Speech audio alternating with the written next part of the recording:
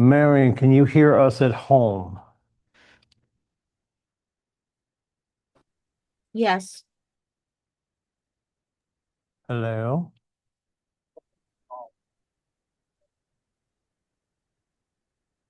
I can hear me talking through your speaker. Yes, I can hear you. Oh, there we go. There we go. Thank you. Okay, perfect. So we had a misprint this morning. Good morning, by the way. Session 3 appointments. There was a misprint on the morning news that said in person only. So we might have less people online than normal because they might be using that link to get here and that link's not there. So I tried to explain it as much as I could on the quick start, but we'll see what happens. So right now, we've got Marion online, we've got Debbie in the building, and of course we have Ashley, bright-eyed, bushy-tailed. And we're recorded, so we're just gonna roll. And I'm gonna make this a slideshow so everybody can see. And then I'm gonna back it up and we'll take it from there. And of course, if you're a golf fan, golf went into overtime. So Scotty Scheffler and Victor Hovland are playing off right now in Connecticut at 9 o'clock. I said to my wife, as soon as Scotty hit the putt, I'm like, of course it's a 9 o'clock playoff tomorrow because I'll be in the classroom. But I could put it on one of the two TVs, but I'm also going to be okay. I'll be fine. The best part of that story is that I threw, no, I did not want to launch that. I threw $5 on DraftKings on Victor Hovland. So, which is not going to be huge because he was one of the most promising people to win this weekend. So it'll be $120, which is good. And right before it all started, DraftKings will give you a buyout, like if they think you're going to win. So they were offering me there's like $47 buyout right now if I want to jump now. I'm like, I'd rather see Victor win. Yeah, DraftKings will try to convince you to back out. If they know the probability of you winning, they'll try to back you out. Yeah, of course not. Of course not. All right. All right, so this is our second time through with Breakthrough. We're on session 3 again. It's appointments. We're gonna obviously focus on our listing appointment today. We're gonna go through that process. Reminder for you, when we do Roadmaps has an opportunity for you to hang out with one of our veteran agents and watch them do their listing presentation and their buyer presentation. We just did listings this past month in both Portsmouth and up in Meredith. Buyer presentations will be next, and we go every other month with that. So if you're looking to watch somebody do their buyer presentation, first and foremost, I would say, if you can find an agent that will drag you along, that would be great. If you're in a mentorship, they're probably dragging you along on these appointments. I think that's the best exposure. We're going to talk about the soup and nuts today, obviously, but I think if you get a chance to actually go on an appointment, and when you go on an appointment, the veteran agent will tell you to do one thing: be quiet. Just listen, take notes. We're not there to speak usually. And also be cognizant of the fact that if you do run into an opportunity with a listing opportunity or a buyer opportunity and you don't feel you're ready yet and you're not in a mentorship program, just call one of us so we can tee you up with the appropriate agent, because we have a pretty big footprint. We have great agents throughout the footprint. And for you to show up at a kitchen table for a seller with a great talented agent next to you is going to help you win the day. And you should be okay with that, because if it was you going to the table by yourself, your success rate, I would argue, might be less than it would be if you brought a veteran with you. And you're going to pay for your education one way or the other. And it can be by losing the listing appointment or by obviously deciding that you're going to monetarily break the cookie in half with somebody else who helped you get it. So just something to think of. If you're not in a mentorship and you trip over a buyer or a seller opportunity and you do not feel prepared yet, please let one of us know so we can team you up with an agent and you guys can figure out the math. And it will be worth it no matter what the math is. We have to be okay with that. I'll say this once again. I think I said it last week. I definitely said it Thursday during Business Planning Clinic. Poor people focus on the percentages. Successful people focus on the denominator. And the denominator is there'll be a lot of opportunities to make money. So we shouldn't be focused on the fact that we are breaking off some of our cookie to pay somebody else who's helping us get the cookie in the first place. Trying to be as politically correct as possible, which is very difficult for me when it comes to this subject because I think people lose their minds and they overthink the math and they underthink the opportunity. There, done yelling, sort of. All right, the goal of Breakthrough 120 is to have at least, this is our bare minimum, this is our bar, 10 real estate conversations a day, 5 days a week for the next 120 days. The point of this class is, yes, take the five sessions. We're in session 3. There's 2 more. We've got open houses coming up, and then we have social media coming up. And then while doing that, are you doing your lead generation? Are you making sure you're having at least 10 conversations? And I would argue, based on anybody's goals in this United States of America right now, 10 is probably not going to get you where you want to go. If 10 is better than 0, let's start there. I do not want to be the enemy of progress. We're not looking for perfection, and there is no perfect number. I think if you're having a lot of conversations and you're meeting success and you're getting appointments, I would stay in that discipline. What are you doing? Who are you talking to? And keep talking to those people. Outside of that, if you're going to bed at night and you're like, I didn't really talk about my business at least 10 times today, we just got to figure out what's that gap, what's keeping us from doing that. Is it that we're unsure what we should be talking about? Is it unsure who we should be talking to? Are we not leaving the house? Which I appreciate. It's going to be 1,000 degrees this week. I completely understand. I'm going to stay home. Mittens and I are going to crank the AC and watch Wimbledon. I get it. And Wimbledon's going to get shut off eventually if we don't pay our bills. So having at least 10, and you've got such a great weekend coming up. You're going to see so many humans, so many humans. We see a ton of people. I always talk about that window between Halloween and New Year's. And I think you'll probably see more people in just this weekend if you're going out. Like the amount of people you're going to see on the lake, at people's houses, at cookouts, at fireworks. And are you having the conversations when they ask you, hey, how's everything going? How's work? If we don't have a great response for that, and what's a great response for that? Work is great. I'm glad you asked. I got my license. I'm with Keller Williams, and I'm hoping to help 10 families before now and the end of the year, or whatever your number is.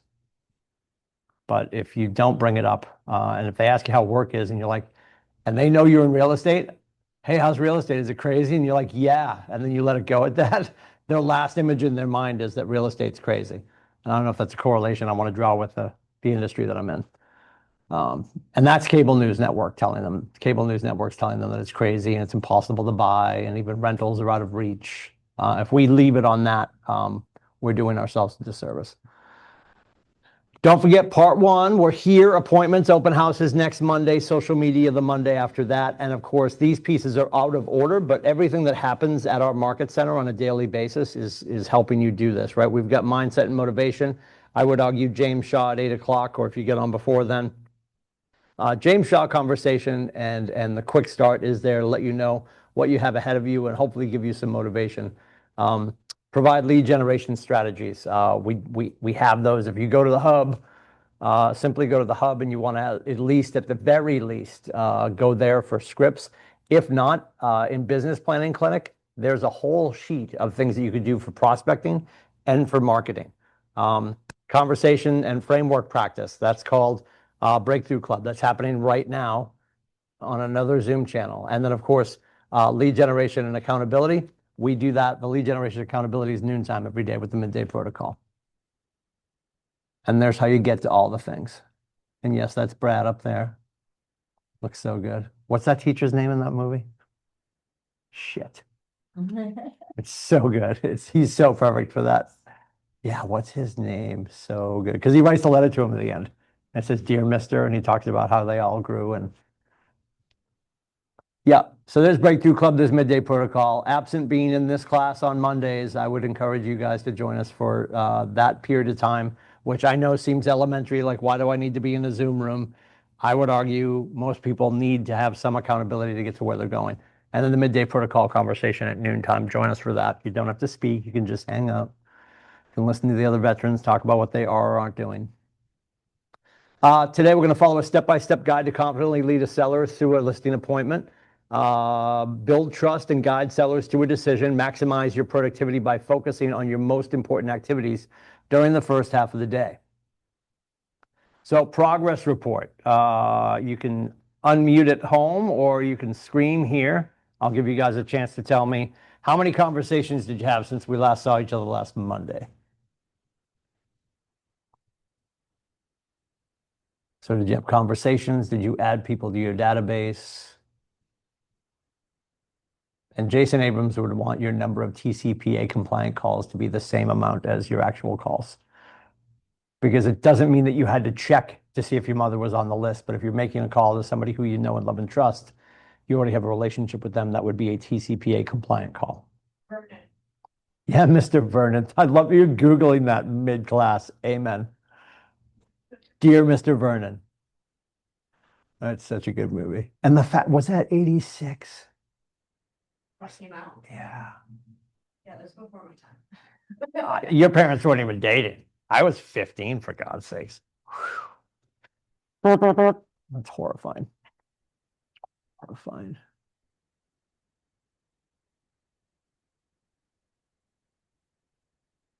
Marion, anything to report from the front?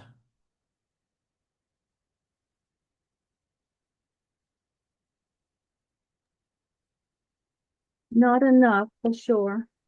Not enough. Okay. What conversations did you have?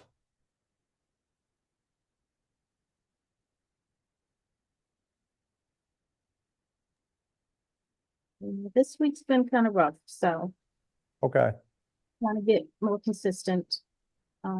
Just trying to focus and just keep going. Yeah, focus on that 10, right? I know 10 right now is the bar that you want to get to, but focus on that 10. And honestly, if days in the last couple of weeks have been zeros, anything beyond that's improvement, right? Okay. Exactly. Okay. Deb, what do you got? You got a talking stick behind you? For the audience of one online. Yes. I have had 42 conversations. I'm going to pause there for a second and say, Marion, that I'm fortunate that I was able to do that. I have a small seasonal rental business, and I took advantage of all of the activity that is starting here at the beginning of the season. You sit in the bedroom at night and say they can't go to sleep until they talk to you about real estate? No. I know they- this is awkward. they I'll leave the show- room as soon as you talk you about know, real estate. They show up, I'm helping them unpack their car. We're talking about the new, so how's it going, Debbie? Great. Let me tell you what else I'm working on. Also, I get phone calls. Hey, do you have any availability? Do you have any openings? This is the time of year. So I'm grabbing those, which I would say, just 2 weeks ago, I had to actively figure out how to make those conversations happen. So it was a little bit easier of a week, although it is tiring to kind of be saying the same thing over and over again, have that zest in your voice. I would say My entire career. Do you say the same thing a lot? Maybe. Maybe. Pick up the phone, damn it. No, go ahead. Go ahead. So with that, I only added 5 contacts to my database because I've kind of made a decision, serious people that I'm going to follow up with. And that's probably not a good decision, but what I am doing is still tracking everybody. Mhm. So, when the season dies down, I can go back to my list of everybody I did have a conversation with, add them to my database, and actually follow up with them. You said you only added 5. I only added The week before, how many did you add? 3. Okay, so I'm happy that I added 2 more than last week. Yes. That language, I know that language sounds infantile and saccharine. It's important. Yeah. You're having that conversation with yourself. And whether you're saying it out loud to the class or it's an internal monologue, Yeah. I only added 5 is like a scarcity conversation with yourself. Okay. Like okay. Thank you. I'm happy that I added 2 more people Yeah. than I did last week. Actually, it's apologetic is what it is. Yeah. And Scarcity, more of, look, to be honest, I so appreciate everything you do. And I don't want to come and appear to be disrespectful to the guidance you provide me day after day after day which is why, Tim, I appreciate you, but I only did. That's where that I comes get you. No, Not listen, I'm Irish Catholic. scarcity. We love the guilt. I bathe in it. We bathe in it. I also want you to understand, and Ashley and I appreciate that. And the if we're being honest, this is being recorded. I can't wait for them to hear it later. The insult is the agent that's not coming to this, not coming to Brittany's call, Brittany's session on Tuesday, missing contracts. That's right, Gary. Missing contracts. And then calling Jason at 9:48 PM on a Saturday, right? Or like calling anybody on our staff Yeah. that's available for calls, Yeah. right? Over the weekend, because they happen to miss Right. the 40 hours of availability Monday through Friday. And we're available 168 hours, right? Mhm. Like we get calls all the time. Yeah. So that's where I'm never going to be upset when you show up and you hold yourself accountable. Yeah. That's moving forward. Like you could have just said that I didn't add anybody, but you're still here. Marion's Yes. still here. I- Like there's Yeah. 560 agents missing right now. Yeah. Should they all be in here? No. Is Troy coming to this class? No. Yeah. But other people on Troy's team that should be in this class because they're Maybe, underwhelmed maybe. by their success right now or lack thereof. Yeah. Like this class is not meant for, hey, you just got here, we're getting started. This class is, do you need 9 more deals in your pipeline? I Yeah. would argue every agent at our market center needs 9 more deals. Mhm. End of story. And I, yes, I get it. It's the Monday. Maybe they're already on vacation. This is a clunky week. But what's the story next Monday? Yeah. What's the story on the There 13th? could What are always you be a waiting for? reason. They're Yes. waiting for the market to knock on their door Yeah. and be like, success is here. Mhm. Do you need help unpacking? Right? No, they need help getting to work. So So one thing that I did spend a lot of time on this week, are we moving to challenges? yeah, go ahead. Opportunity? Yes, Okay. yes. So one thing I did do was I have a buyer client couple Mm. who have filled out their documents. Mhm. They want this very select area of Portsmouth and they don't want to go over 500,000. And they don't want a condo. Sorry. So they're out there, but they need a lot of work and we've seen a few things. So There are parking We- spots out and there I- for 500,000 in Portsmouth. I know. So what Holy we've done is Moses. we're drying up a little bit, but I'm trying to keep them optimistic. Sure. By saying, look this is a very busy time. We may see more listings when September comes, but this is what I'm gonna do for you. You have been very specific about the areas and the streets you want. So I'm gonna put together a neighborhood letter on your behalf, but it's not gonna mention you. It's gonna be about what I can do for these people, and I have a client who's very interested in your home. You're if you're doing a thinking missing of- property report. Is that what it's called? Yes. Okay, Like picture, like if they want what am I thinking of? Doesn't matter. I'm gonna make something up. They want a salt box. yes. It's like the yes, whole thing on the side of a milk Yeah. carton, Yes, yes, right? yes. It's a picture and, Yeah. and yeah, like say is I have Yeah. clients right now looking for X, Y, and Z in this part Yeah. of town. Who do you know that we should know? Right. Yep. So, I signed myself up for this, not really knowing how much work it would be. I know how to get into the vision system, download Mhm. contacts and addresses. Mhm. The letters are starting to go out, albeit slowly. I get a call. I get a call from Mitch. Mitch wants to move. He's renting in one of these homes, so he doesn't own the home. Okay. But he wants to know if I'll help him find a house. Sure, Mitch, I'll help you find a house. Lo and behold, Mitch actually is the brother of somebody who's renting from one of my rentals. So there was a little bit of a connection in that he had heard of me before. So there's a new client, although we're talking tonight, we're meeting tomorrow. He hasn't signed yet. Also, my painter, who I invited back over to my house to paint my kitchen, Mhm. said, I know he sold his house in Wells last year. And I'm not gonna, and this is before I was an agent, but I told him what my plans were. Mhm. So I said, Gary, what's going on? I said, are you starting to look yet? And he said, I was gonna talk to you about that today. He said, what's out there? I said, oh, Gary. Whatever there's you so want, much Gary. out there. Whatever you want, Gary. We There's just so gotta much find out it. there. And I said, if you're more willing to look at New Hampshire as well as Maine, there's more availability for Mhm. you. So it was a good week. Mhm. It was a good week for me because, by the way, every conversation's a learning opportunity Mhm. in addition to kind of moving the needle forward. So that was, Well, and if I the look fact at that, numbers, that was my week. the fact that you did something proactive to find a property for your buyers that are looking, Yeah, and you found another buyer yeah, is fantastic, because I've said it a million times. If we are looking for our next kitchen table, which is what that letter was doing for you, you're hopefully going to go capture the listing that's going to satisfy your buyers, or at least wake the listing up, right? Because we have to be okay too. If they answer the door and they're like, yeah, Debbie, that's great, but we actually work with this agent at this company, cool, have her call me, right? Yes. We have to be okay with that outcome. But I've always said, on your way to your next kitchen table, you'll run into the qualified unrepresented buyer, which you did. Right? So you're still getting more business from doing the right activities, right. right? None of that happens if you don't send the letter, Right. right? And the letter, you'll get better at. The letter will become something that you just fire from the hip.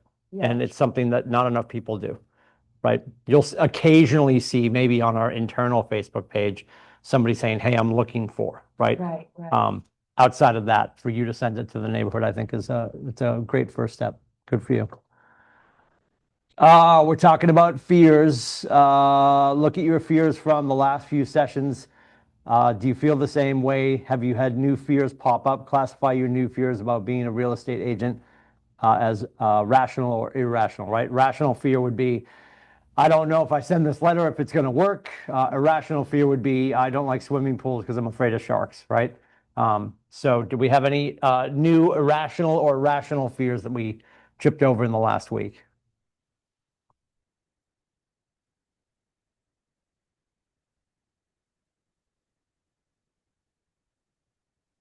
No new fears, just fears that haven't subsided. I just got five of them in the back seat still making fun of me. Yeah. Yeah. Telling me to pull over. Yep. Just haven't shaken the old ones. Just haven't shaken the old ones. I think the greatest thing to remember too is in your, whether you're getting reinvigorated or you're getting started as Debbie is, everybody at this company, everybody in this industry felt the same way you do, or we're near the way you feel. Like, I don't know if we can actually replicate each other's feelings, but everybody's been in the position you've been in, right? And it's about taking action. That's what got people to where they are. Most agents are gonna wait for stuff to show up. Like, you're doing something that most agents working with buyers don't do, and it already brought you new business. So I think you need to celebrate that and then talk to more people about that. And then when that works, right? When that continues to work, if you keep doing the missing property report letter, you tell your sellers about it, you tell your buyers about it. Yeah. This is how we're going to find what you're looking for. Like, because that's people like, oh, we've been looking online, Debbie, there's nothing available. We're not going to start shopping right now. Well, what are you looking at? You're looking at what's available, right? Everything's available. That's why I hate, and I know I'm really big on semantics, I hate when people say there's no inventory. Right, Every house on the planet is inventory, right. right? So there's inventory and there's active listings, right? So if you go to Best Buy, the stuff on the shelf is an active listing, the stuff out back. And what do we say when you go in there and the TV you wanted, not that anybody walks into stores anymore, but if you walk into Best Buy because you saw the flyer and you're like, oh, the 100-inch television, we're going to get that, World Cup's coming up, and you walk in and it's gone. What is your first question that you ask a staff member when a blue shirt walks by? Are there any out back? Absolutely. Right? That's the mentality we have to take with, like, and then you have to ask your buyers too, do you think the house you want to purchase doesn't exist, or we just haven't found it yet? Right. Because you will have those people, Yeah. like and it won't necessarily be that. It'll be more of they're just having really weird. I was in some really new stuff the last summer I was selling. I was in some really new stuff with this young couple, and she was just like, the floors look scratched. I'm like, I'm like, April, people have walked in here. Like I was at the point with them where I could get really serious with it. Like, humans have been in this room, because I've had clients, you'll have clients, I've had clients, when they moved in, first thing they did was they swapped out all the commodes. My goodness. And I'm not against that. I'm more of a, you move in, you swap out the toilet seats. Yes. And, I get that, but like the non-porous porcelain that your ass shouldn't be touching anyway. Like, we're our concern. What are you doing to that toilet that you want the non-porous porcelain to be clean? Anyway, so we finally decided with that couple, I finally said, you want a new build? And this is actually when Nina Fee was with a different company. Yeah. And she had some great little things over in Exeter, and we went and bought a new build. And I'd been telling them for 3 weeks, you're gonna buy a brand new house. No, it's not what we want. I'm like, you don't want air in the room that other people have breathed, April. I don't know what to tell you, April. She hated me and she loved me. We got her in the house she wanted. Say to me is there's nothing out there, there's no inventory. And what I keep saying to them is, do you know how many kitchen table conversations are happening right now? Yes. Where people are talking to each other about, is now the time to sell? Should we be downsizing? Yep. I said, those are the people we want to grab before they make a final decision or put a sign out. Yes. They're out there. And when you're having that kitchen table conversation, you need to remind the Lindsays that as soon as they raise their hand and decide to go on the market, that property could be the one that Ashley was looking for. And Ashley's like, oh shit, there's a house I wanted. Now she lists her house. It's a game of whack-a-mole. Yeah. Like, that's probably the worst way to put it, but some of your buyers and sellers, you do want to hit over the head with a mallet. So it does work. But like, they've got to understand, the more people that raise their hand and say they're coming to the market, it's better for everybody else, because it will start a chain reaction of people wanting to move. Humans want to do things that other humans are doing. The other piece of that is it's most advantageous to be first. Yeah. Like I would always say to a seller, Mr. Lindsay, listen, we can set the market or join it. Yeah. Right? Because if you get on first, you're going to start to set the market, as opposed to now you've got to go on and be one of 50 houses in town. Right? And we're not there yet. And it's going to be a while before we get back to that market. But, Right. the average New Englander saying, I'm going to wait for spring when everybody else is on, it doesn't make any sense. People need to move when they're ready to move. And we got to get away from saying there's no inventory. We have to start saying there's a ton of inventory. It's my job as your realtor to make it active. And the other missing persons report too is, and we talked about this, I think, have you had your clients drive around where they love and just pick out some houses, right? Yes. Because then you can go back and just be like, okay, that's the house you want, right?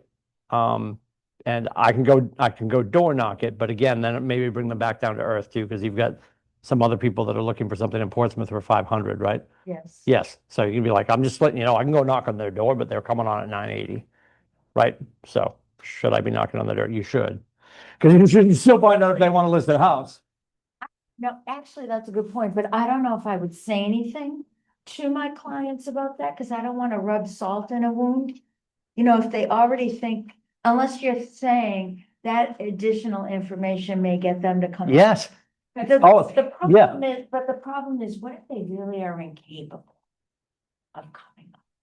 Well, then we got to change. Then we got to change where we're looking. Okay. Like 500,000 in Portsmouth is a driveway. I It is. No, I know. Portsmouth, well, I mean, this is an old stat, but it probably still holds true. I think a few months ago, the stat out of NHAR was Portsmouth and the 13 surrounding towns averaged 1.1 million. Average doesn't mean they're all 1.1 million, but you're not getting something that has a roof in Portsmouth for under 5. Yeah. You're just not. I know, I could. You know? Yeah. Yeah. Yeah, and it's like, oh, yeah. So let's start with budget. Yeah. Let's start with budget and let's walk it backwards. Like, we have a number that we know that we're not going to eclipse, then let's find out where we can shop with that number. Right. Yeah. Not just stare at Portsmouth until the market changes, because Portsmouth never is. Well, it Portsmouth- is going to change. It's going to get worse. And Portsmouth, anything inside 95 is always going to behave differently Yes. financially than anything outside of 95. And even when you go outside, Said that. That's great. Yeah. anything inside of 95, Yeah. the house could be on fire. They're still like, all right, we'll knock it down a little bit, 2.8. Yeah. Out the chimney just collapsed, 2.7. Like, it's inside of 95. It's that scene from Goodfellas, right? Right? But the restaurant burnt down. Yeah. You pay me, right? Yeah. But I don't have the money. Pay me. Yeah, absolutely. Overcoming fears with action. Fear of not having a track record. Borrow credibility from your brokerage or your team. And this is so true. reframe a lighter schedule as an advantage. Unlike busy veteran agents, you offer more availability, faster communication, more open houses, and focused attention on the seller's goals. I caught somebody, and he was just up doing basically just language of sales. It was on TikTok over the weekend, and the guy that stood up had like a pest control company, and he's like, "Why should I work with you?" And the guy was talking about the fact that he didn't have the budget and all this stuff. Why should I work with you? And the guy went into because I, and he rattled off all the I's, and the guy finally stopped him. He's like, "Well, you just talked about yourself a whole bunch." And that's always an issue, right? Yeah. It's not an issue, but it's a challenge. I think most people would hear that and they'll be like, okay. And the guy went back and he's like, here's what I might say. And he basically just talked about, the fact that I'm smaller. I don't have a big marketing budget. You've never seen me on TV because I get most of my business, 99% of my business through word of mouth. But I live in this community. You're going to run into me. And I have a home in a neighborhood just like yours. So if you want somebody who's in the house, who cares the way you care about where you live and your family, then I'm your person. If you want a big flashy sign in the front yard, for 2 weeks while the treatment holds from a company that everybody knows, but might not take care of your home, then I can't help you. And he left it with sort of like an FU, right? But it was so well said because he just focused on, and this is what that girl said. I know I've talked about this a whole bunch. We went on for no apparent reason, we rented a lake house in Tennessee a handful of years ago, and Aiden and his girlfriend, Grace, were about to be seniors in high school. And of course, they were both doing their school tours. And nobody had intention of going to UT Knoxville, but they decided they wanted to go see the campus. And it was 110 that day in Tennessee, which was great. Bad people were melting. And we go on this tour, and I'm glad we did. I was annoyed while we were on the tour, but I'm glad we did because I've used this story a million times. There's a huge cobblestone walkway, almost the width of a road that goes right through UT Knoxville. And the girl's sort of wrapping up the tour, and she goes, "I know you guys have seen this main drag," and I forget what she called it. She goes, "The purpose of this is wherever you are on campus, if you can find your way back to this, it's like the central artery." And she goes, "A lot of people will knock UT Knoxville and other schools like it because it's too big." And the challenge with that is, I always tell parents and students, you can always make a big school feel small. You can never make a small school feel big, right?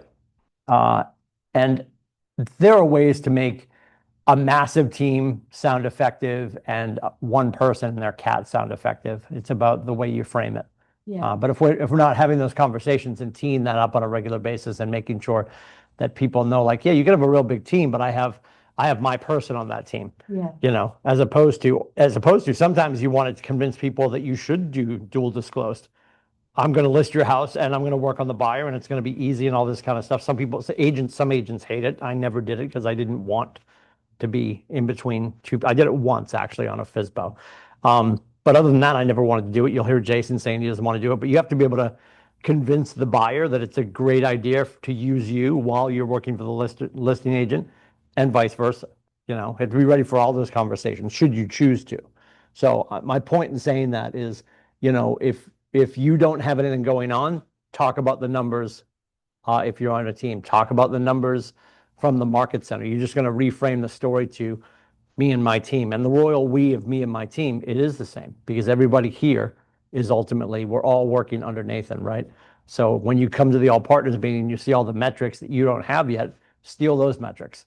You can talk about our success in all the different counties when you're sitting at a kitchen table. Fear of not knowing how to answer a question about the sales process. Clients want to know it all. They want accuracy. It's professional to pause and verify rather than guess. You've got a client calling you, or even a co-broke calling you, and I'm real big, we talked about this last week, I make sure that I put everybody's full legal name in. It always, like, I know if I went and grabbed Nathan's phone right now, he's probably got Tim, Timmy, Timothy C, Timothy C. Lindsay, Tim Lindsay, Timmy Lindsay, TC Lindsay. Like, he's probably got me in there 9 times, which makes me want to jump out of a first floor window. Like, when I was selling, I would, without fail, I would put your name in, right? And I'd probably go so far, and I don't even know if you ever, I would probably put Deborah Bowles. Like that's what I would put in the phone. So when you call me, I would pick up and just be like, "Hey, Deb, but I wasn't like, hey, who this? Like, that's the least professional, right? I would always do that. And then I could also see that you were calling and know that you were calling about maybe a fuel proration that we hadn't done yet. So I would let it go. And then I could find out if I have that information yet, or get the information, then call you back. Like, hey, sorry, I got jammed up. Yeah, here's the numbers, or here's what we did, and here's what it looks like. Here's what your buyer's gonna get, right? Blah, blah, blah. Or if it's a client calling, and now, especially with the iPhone, you can watch their phone call come in. And if they're talking about something I know, I can intercept it. Yeah. Be like, hey, I'm glad I could catch you. Hey, what's your question? Yeah. Oh, I was just asking about blah, blah, blah. Oh, yeah. And if you can answer, otherwise, let it go to voicemail. Yeah. Find out what the question is, get the answer, call them back with the answer.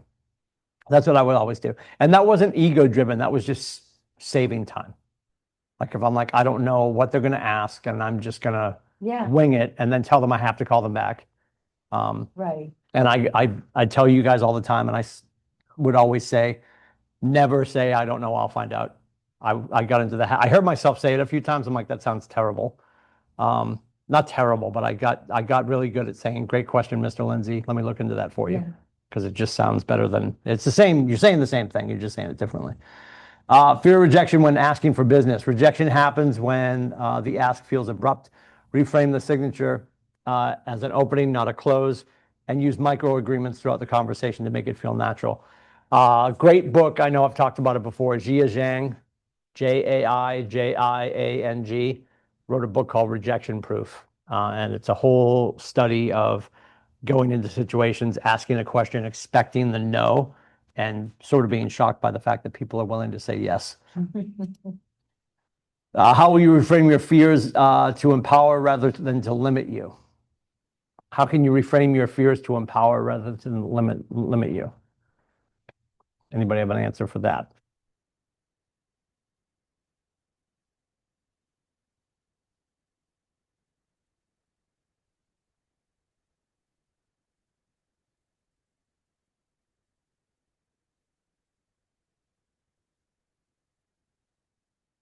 Have Kristen join us. Yep, Kirsten Blake in the house.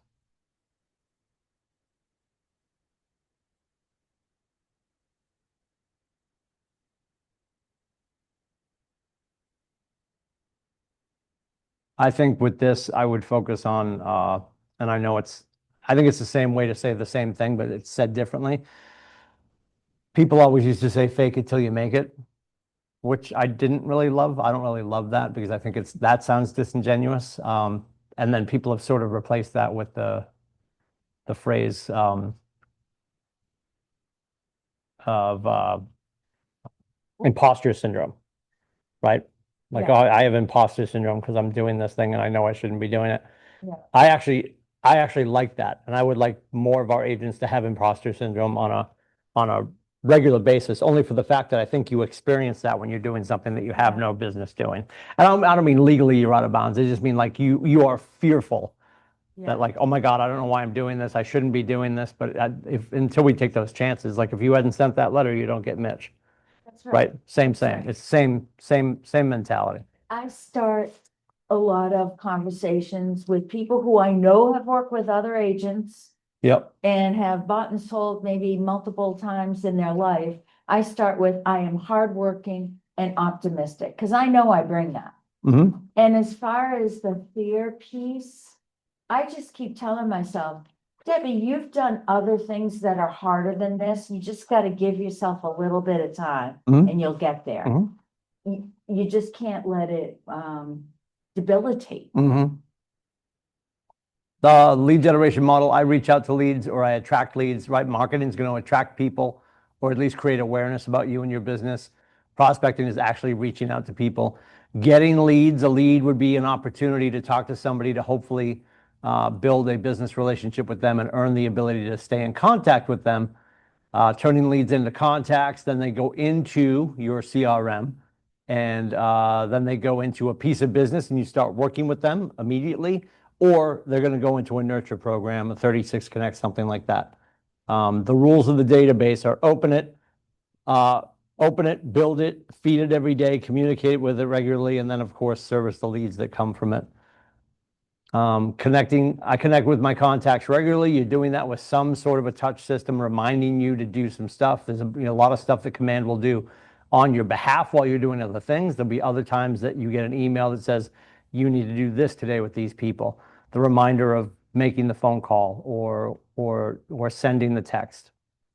And some of those things, like the texting systems, you can bake in sometimes, but I think most people will probably just do it with their phone. Bring value to potential clients. That leads to appointments. And we talked about that too. I think the missing thing in Gary's 5 jobs of a realtor, Gary would say that you should be lead generating, lead following up. Then you go in on appointments, negotiating contracts, and scripting and role playing. I think it's lead generate, lead follow up, and then lead follow through is the one that we miss out on sometimes. Because clients will ask for value right here, and then we don't deliver it because we didn't write it down or something, and we don't follow through with the value they ask for to earn their business.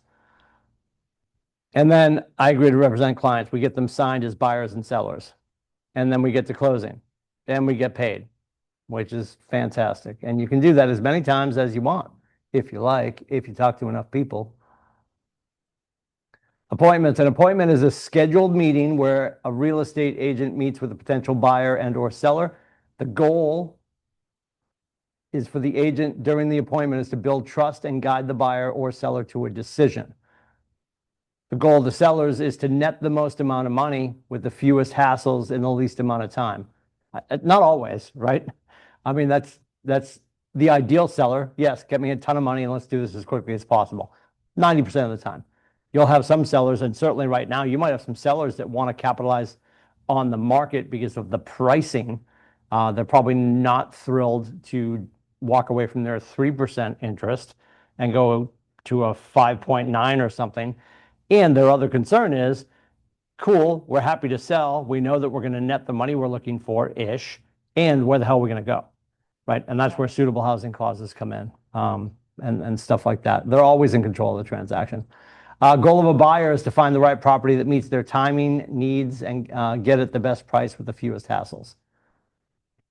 I will tell you, as a client in the past, Mm-hmm. I've dealt with a lot of agents, all in Massachusetts, some in Michigan, Mm-hmm. and I can sniff out the people who want to do nothing but make money. So that's the only caution I have to the as little as possible. Mm. Because to me, you might have my business right now, but I will never call you again. Yep. I don't want somebody who's not working for me. Yeah, I get you. Yep. The consultative presentation. So presenting is usually a one-way conversation. It's when you're talking about what's going to happen, talking about what your team offers. Consulting is a two-way conversation, identifying and solving problems, finding out their motivations, answering their questions. Real estate professionals do both and use sales skills to tie it all together to help clients make their best decisions. And that's the other thing to consider too. We're not selling people anything. We're here to offer market information and our expertise to help them reach a decision. They have to decide to buy, sell, or invest. Gary said this way back when COVID started. Nobody's going to buy, sell, or invest or join our company until it's appropriate for them and their loved ones. So we just have to keep asking questions to make sure that the time is right for them and it's appropriate for them. The flow of the appointments. Step 1, before the consultation, prepare for the appointment. You're doing your property opinion, your CMA, as it were, comparative market analysis. You arrive at the home. Diana Kokoska, former president of MAPS, would tell you that if the appointment's at 4 o'clock, you should be at the door at 3:59:59. You're going to step and knock on the door. You're going to step back, even though she was 3'7". She would step back just so you didn't feel like you were standing right on top of their doorway. And when they answered the door, she would always say, "Hi, Mr. and Mrs. Lindsay. I'm excited to be here to list your home tonight." Because that was forward positivity, right? Like she's telling them what's going to happen. I'm going to list your home tonight. Touring the home, and we'll talk about this. I think it's important that you get a chance to tour the home by yourself. You don't need to get into an arm wrestling match with the people if they don't want you to do that, because I appreciate people don't necessarily want somebody they're just meeting marching around their house for the first time. I think if you built rapport on the phone, setting the appointment and gathering some intel, they should be okay with it. at the very least, if they want to tour the home with you, ask them to maybe take 2 laps with you. And can we just walk around the house? You can show me things, but please don't dive deep into any explanations. If we get to the 3rd floor and there's a pink tub and your grandmother carried it back from the war, you can tell me that story later. Just let me sort of look at it quietly with my buyer's eyes, because I've seen what's in the market. I know what buyers are looking for, and I just want to gather intel so I can give you my honest opinion, right? You don't need it cluttered with all their stories and all their this and that. And if they haven't already done, and they should have, because you sent it to them already, they haven't already done their property disclosure, they should be down in the kitchen working on that while you tour the house. That would be ideal. That's what we found to work the best, because it gave us time to tour the house without them. Step 2, during the consultation, assess the seller's goals and needs. Share your value proposition. Now, number 2, I'm not saying that you can't do that, but you should have already sent, and I shouldn't be shooting on you on a Monday morning. Sorry about that. It would have been advantageous for you to send over your value proposition via a listing packet ahead of time. Tim Heil, who's a great agent out in Austin, he said, if you got a great pre-listing packet, you're showing up with a sharp crayon and like you're getting the signature. There shouldn't be a lot of, you shouldn't have to be spinning plates and juggling balls at the kitchen table to impress them. They should have all that stuff. And they should have, obviously, everything that you get asked on a regular basis should already be in the pre-listing packet. All your frequently asked questions should be handled there as well. But you can share your value proposition. They've probably already seen it. Review the selling process. Talk about what you do. And I would get comfortable with having that not necessarily fractionalized ahead of time, but know in your head going in what you would pull out and what you could keep and what you could pull out if you start to move on a variable fee, right? Because if they start to ask you to move your number and you choose to move your number, you should be pulling away some of your services with that, right? And some people go in with it just up front. And you know, the average American doesn't want to be below average, so they're always going to pick the middle number. So you could go in and just say, yep, if we go here, this is what is not going to happen anymore, right? And they want everything to happen to get their house sold. But we should be ready for a variable conversation for sure. Discuss your marketing strategy. Explain your pricing strategy, which it's not really our strategy. It's us listening to the market and where we want to start. But again, we're going to be teammates with these people. So we need to let them know that they're part of the conversation, but we're not in there to tell them where we think it should be priced. We're in there to let them understand where the window is right now for success in the marketplace. Outline your service approach. Describe your post-sale commitment, which is important because this happens all the time, both on the buyer and the seller side. As we finish a transaction with somebody, then we don't see them for 7 years, then we get insulted that they're listing their house with somebody else because we just ignored them for 7 years, which is fascinating. Step 3, after the consultation, obtain the signed agreement and establish next steps. Some agents have the sign in their car, which I love. You've got the signed agreement. You can put the sign out front with a coming soon rider. And of course, the other thing to be cognizant of too, and sometimes you won't put the sign out front for this reason, you might sign them this week, Wednesday, and they don't want to go on until they get back from vacation mid-July. Is that okay? Yes. There's 2 lines on the contract. There's, we're working together now. You have signed me. We have an agreement. And then when we're going to go live on the internet and tell the whole world about it, right? And I think when you're sitting with somebody, if they want to sign and they in their heads, because they're civilians, don't realize that they can sign with you today, but you don't push play on their listing for 3 more weeks or a month, we have to make sure they understand that. Which is different than the coming soon, right? Because coming soon in MLS is like a 10-day window. Do I have that wrong? Coming soon in the MLS. Well, yeah, coming soon in the MLS is going to be, we are letting people know that it's on the way, but we cannot show it to anybody. As soon as we show it to somebody, then we have to go live. Okay, Which we wouldn't do. But so we can tell everybody within the office all about it. But then an external coming soon, there's a framework around that we wouldn't want to screw with. The challenge is what happens is we have close friends at other brokerages, close friends within the brokerage, and people are watching because people don't have business and people are watching, and you will get in trouble. You sneak somebody in, and then people start talking, and it goes absolutely sideways. I was very fortunate. The last thing I sold with this company was up on the, can I get this wrong? Up on the 17th fairway, up at Waukee in Center Harbor. And I had a buyer. We were looking for XYZ-ish. And Susan Kenyon was in the room. And she goes, oh, I got something. It's going to be on. And like she was bringing it on that weekend. But we knew about it ahead of time. And then I knew we were going to go in and get it. We were already talking what it looked like, and my buyer wanted it. So she blew up the coming soon and went straight to market with it, and we were in and under and done. So the challenge with that too is her seller could have come back later and been like, wait a minute, yes, Timmy's people offered this, but what if we had gone to the market? Right. You know, so and we don't say pocket listings. People still say pocket listings, but like, well, you'll hear this a lot of our veteran agents. Well, I've got a guy and he's got a thing and I know about it. And if we find the right person, our friends down in Greater Hartford just went through a lawsuit where they had a quote unquote pocket listing, and everybody was happy. Everybody's happy, but then all of a sudden, you know, the seller is at a party this coming weekend, 4th of July. Like, hey, that went really fast. Yeah, well, you know what, blah, blah, blah. We had this right away. And people were like, what? Oh my God, I would have thought you would have gone there. I figured you would have got this much. And they sat back, they're like, oh. So that's why when we have expireds or FSBOs, especially expireds, and you're calling the expired, and they're like, yeah, you know, hey, Timmy, if you have a buyer, but otherwise I'm not going to show it to you. You know, or with the FSBO too, because you want to go look at the property. And they're like, I'm selling it myself. I don't need to see you. Do you have a buyer? I'll show it to you if I have a buyer. And Mr. Lindsay, I hate to disappoint you. I don't have a buyer. I have a ton of buyers. I actually have, you know, and then if you have the number ready, I actually have 11 buyers right now, 7 of which are looking in your part of town.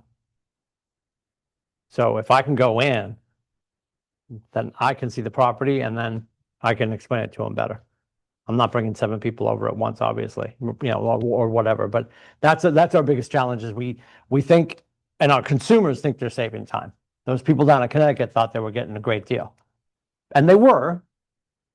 But you told one person about it, Yeah. and it says right in our code of Right. ethics, right? We're supposed to expand the opportunity of home ownership. Right.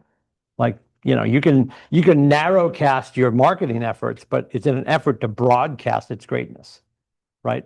We don't want to just spray and pray. I feel like I told everybody about the house. We want to be very targeted about where we're like, hey, we know the probability of this geographic or this demographic buying a house like this because they're going to move up here to be engineers at this company.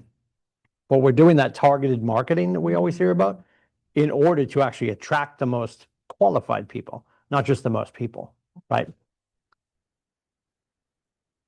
Reinforce your role as a trusted advocate. Agents typically act in one of 2 ways, as functionaries or fiduciaries. A functionary focuses on performing the task required of them. A fiduciary performs a task required of them and acts in the best interest of their client above all other interests, including their own. A fiduciary operates with the highest standard of integrity, care, and honesty on behalf of their client. They show this commitment by taking a consultative, client-centered approach and acting as their tireless supporter. Top agents recognize this distinction and consistently strive to deliver true fiduciary level service as an advocate.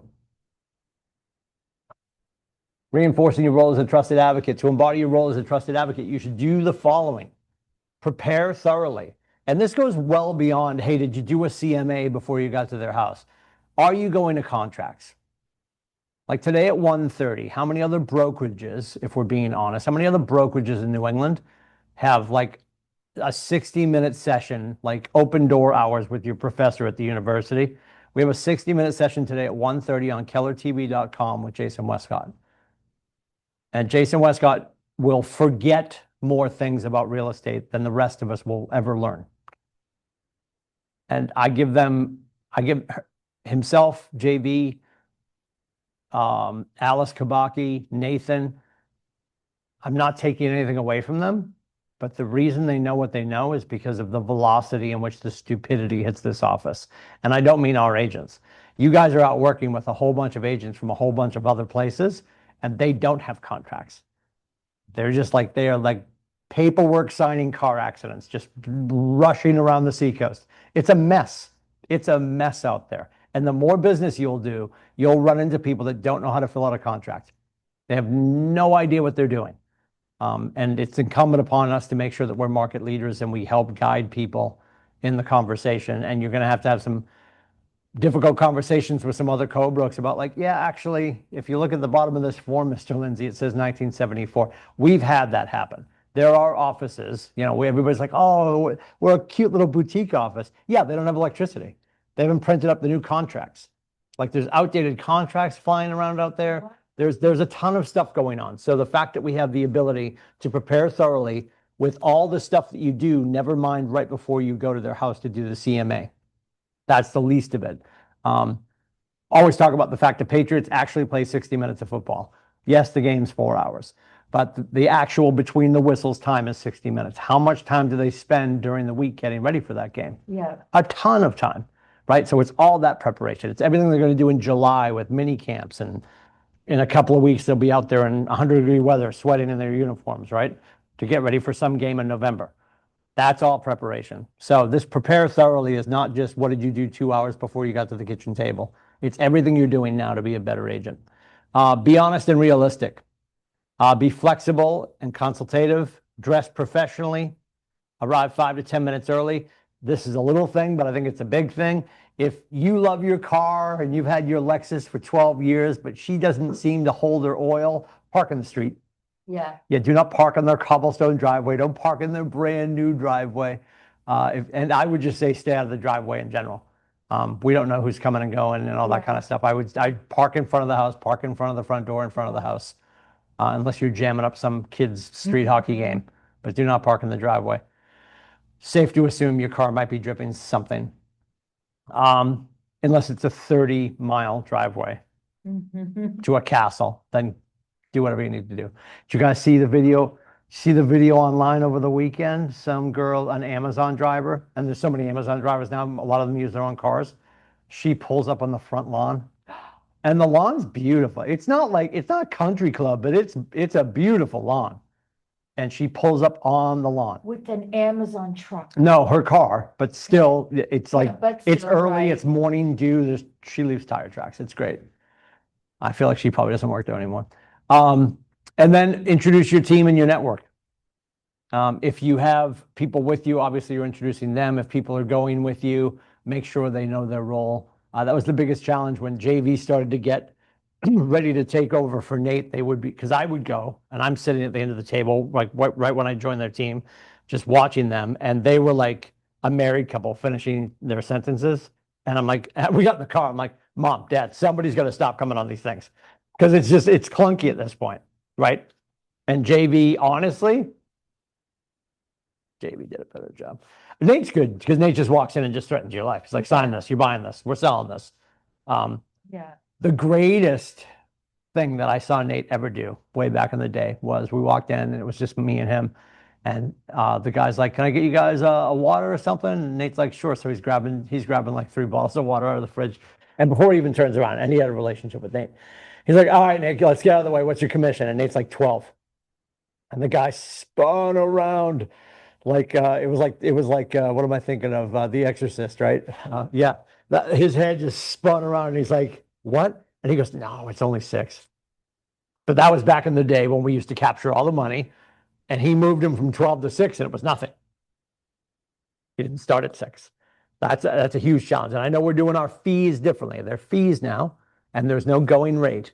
We have to be able to prepare to go in there and talk about variables and make adjustments. Yes, and back in the day, my challenge was when people would go in and they had a number in their head, but well, they're a friend, and they would knock it down. And well, this and well that, and then you walk out of there, you're doing it for free.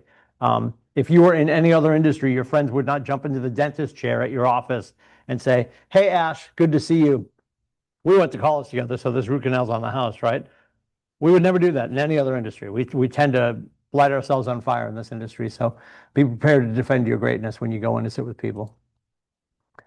Engage in meaningful communication. Use these communication strategies to build relationships, trust, and fans. Practicing having your conversations, right? And you can do that. We just did listing this month. We're going to do buyers in July. We're going to go back to listings in August. Those roadmaps, listing presentations are really important to be a part of. Use clear everyday language. Just stay away from the acronyms. When we say MLS, they think it's a soccer league, right? You know, we say ALC here, it's the Associate Leadership Council, right?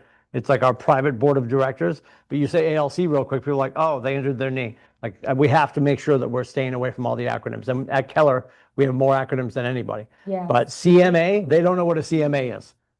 A comparative market analysis, right? Call it an equity update, call it whatever you want, but CMA, stay away from it. MLS, stay away from it. Can you remind me, FSBO, because you said it a couple times. Oh, FSBO. What is it? For sale by owner. Okay. For sale by owner. I call it frequently seen but overlooked. Well, think about it. Yeah, Think about who's going FSBO. yeah. Historically, it's always a guy because we're idiots. Like women. Yes. Yep. Yep. Not Crack it. really, you're Crack it. idiots, really, Tra- as a guy. Yes. Yes to both. Yes. I'll check with my wife. Yes to both. No. Let me. I'm dying to see if Victor won. My wife will be checking in. Marion, you don't agree with that, do you? Hold on a second. We're doing this. What is she doing? This will make your day. 1000%. My God. We're just confirming that men are idiots. I wanted to check with you and get your 2 cents. Okay. And also, and I'll let you go because I'm in the middle of class. This is being recorded too, so this is gonna be great when somebody watches this later. Did Victor win or did Scotty win? Please hold. Oh, I figured you would have been watching. I'm at work. Oh, you're actually at the office. Clutch the pearls. I thought you were working from home today. I am not, but And it looks like Victor might have. well, it's a yes or no, hon. It's a binary. Yep. It's playoff. It says playoff Hovland 3, Scheffler 4. So I'm assuming that means he got it in 3 and Scheffler got it in 4. Okay. Text me when you find the news. I gotta go. Hello? What? Yeah, Victor Hovland wins. Oh, wonderful. We won some shekels. I love that. You run some shekels. I'll buy some new golf shoes. Be 9. That would be 9 years. She said. She went out and counted. She goes, do you have 8 pairs of golf shoes? There are like 4 boxes on the table. I leave them in the trunk and then I bring them in to clean them. And I shouldn't have done that because I exacerbated the conversation a little bit. Anyway, looks like I won, which is great. Fantastic. And Janina agrees with everybody in the room, and I trust Marianne as well. Yes, men are idiots. Back to the FSBO thing. Yes, thank you. Historically, FSBO. for sale by owners, historically are going to be men. Okay, And I'm not saying that women don't do it. Women are smart. Women hire professionals. Men are idiots, right? We'll go into the garage and grab a drill and be like, my tooth hurts. I'm just going to fix it myself, right? So the FSBO mentality and for both expireds and FSBOs, expireds are most likely probably upset with their current agent or their last agent. And sometimes they don't know it's their last agent. You call them expired, sometimes they won't even know they're expired, which is horrifying. FSBOs are at the point now where they're just so upset with their last agent and the other agents, they're mad at the industry. That's why they're going out on their own. I would say for both of them, they believe, the expired believes that they weren't overpriced, and they were. That's why it expired. It's not about a weird driveway or a funky part of town. It's about the price. FSBO thinks that they can do it on their own and do it faster and better and they're going to save money by not working with you. When in the end, and if you go into kwclmhub.com and go to the Jeff Glover scripts, he cut his teeth on FSBOs.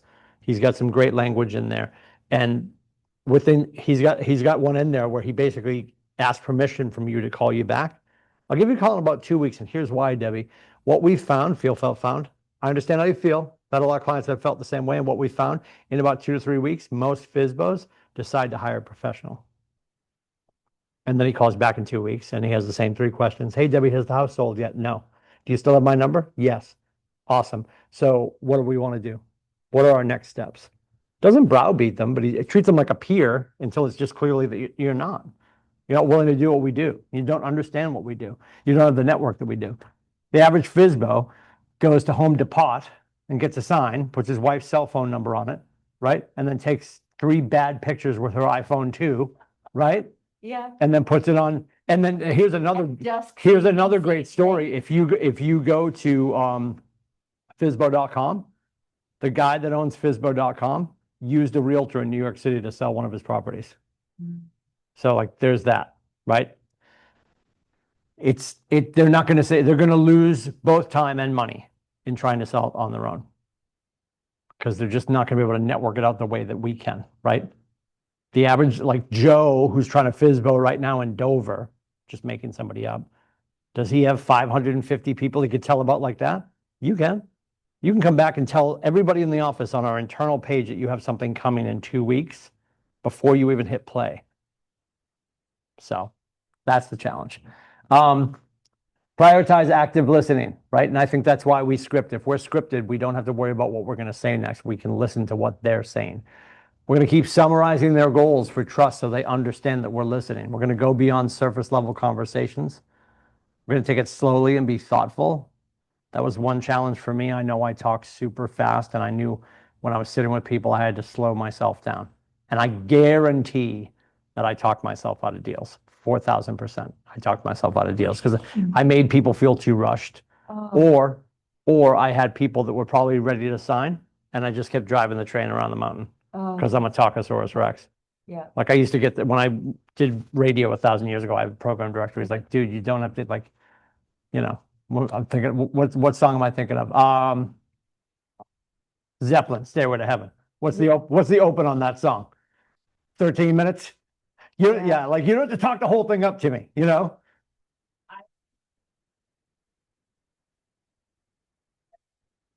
Yes. Yes. Yep. But now they do. Yep. Yep. Show, don't just tell, and then establish a clear communication plan. And that's basically, Debbie, how do you want me to communicate with you throughout the transaction? What's best for you? Phone call? Because I am going to call you guys on Thursday nights. That's what I do with all my listings. I'll text you with any updates. Don't forget, I'm not available before 12 because me and my entire team are in lead generation. We're looking for more buyers and sellers like yourself. And then historically match that with how many times you've sold a listing that you took to somebody under the umbrella of your team. Because if you can start to quantify the math of here's who we bought and sold with in the last 5 years, this many people were transacted within our team, and then you go out a little bit and you're like, this many people transacted within my market center. And it's not that we're not broadcasting to the universe, but we've got such an active team here at 463. I'm going to be able to keep it in-house, which is great because I have great relationships with all these people, right? And it will all be under the purview of our owner, Nathan Dickey. Right? Nobody wants to piss him off. So sign here, Debbie, right? You know, preparing for the appointment, arriving at the house and the home tour. You've done the pre-listing packet. These are baked into Command, by the way. You can go into Command and get a pre-listing packet. I would recommend, obviously, you've got to update some stuff because I guarantee there's probably a picture of a beautiful girl. I'd love to use that as my face shot, but I can't. And sometimes it's also not necessarily the property that you want. If they're going to start to show some properties, they've got some outdoor shots that might be Texas or Los Angeles. You just want to update it with your stuff. Some people will, and I don't hate this idea, some people will tell their seller, you know, hey, we're going to meet on Tuesday. Do you mind if I swing by real quick? I just want to get a picture of the outside of your house for my file. And they're like, yeah, that's cool. Then you take that picture and you make it part of the pre-listing packet. Yeah. So now their house is on the pre-listing packet. Right. That shows like, oh, we're already part of their team, right? I don't think that's the worst idea. You're going to put together the CMA, the pre-listing packet goes out. I'll tell you, agents will bring pie charts and bar graphs and stats and their personal stats, current market stats. And then you're going to get there. Sometimes you realize you don't need any of that. JV would always show up with a big pile of paper. And more often than not, it would just be conversational. Nathan too. Not that, like, if the paperwork was there and it was important, if somebody asked about something and it was factual, Nate would be able to grab the pie chart or the bar graph and just throw it at them. But for the most part, it just turns into a conversation because they know of your success. They want to get to know you at this point. Right. and they're watching how you communicate. I think that's probably the most important part of the kitchen table. Getting to the house, getting there on time, when the door opens, making sure that you do not settle in. Do not go into the living room. Do not go to a space where you don't have a table in front of you. And are you still signing with a sharp crayon on 5 copies, press hard? No. A lot of people might bring actual physical paperwork, but then have people sign on their MacBook or on the iPad and do it digitally anyway. I still think you need a table in between you so people understand business is being conducted. Yeah. I've told this story a trillion times. I had an agent that came to my office probably 6 years ago now, and she's like, she goes, "Do you have a second?" I'm like, "Sure." She goes, "I can't believe I lost this one." I'm like, "What happened?" She's like, "It's one of my best friends, and it was like fall, and she got over there, and the crock pot was going, and the intention was they were going to do this and then stay for dinner, right?" And got there, and of course she asked me if I wanted something to drink, and I had to remind her I could have water, but we can't start having Pinot Grigio because we're doing paperwork. She goes, "But I made the mistake that we sat down and they were sitting on the couch and just having a casual conversation." And I think when you don't treat your best people, if you don't give them that client experience, right? And then somebody else comes in and treats them like a client, Right. like, okay, then they're doing the math like, oh, wait a minute, maybe my relationship with Katie Right. does make this thing not work. I guarantee if she'd gone in and gone to the table. So that's a huge challenge. I wouldn't Um, think like that, but that's a really good point. And maybe even, and the other thing I said to her, and I've thought this a million times, maybe even when she said, "Hey, let's we can do the paperwork, then we can have dinner." Yeah. She already familiarized it. She already Yeah. made it more amicable. Yeah, And yeah. not that you want it to be adverse, like I want it to be comfortable, but Right. maybe in that moment she might have said, "You know what? I've got some other appointments I have to get to later on in the afternoon. I'm gonna have to rain check on dinner, but I'd love to get together."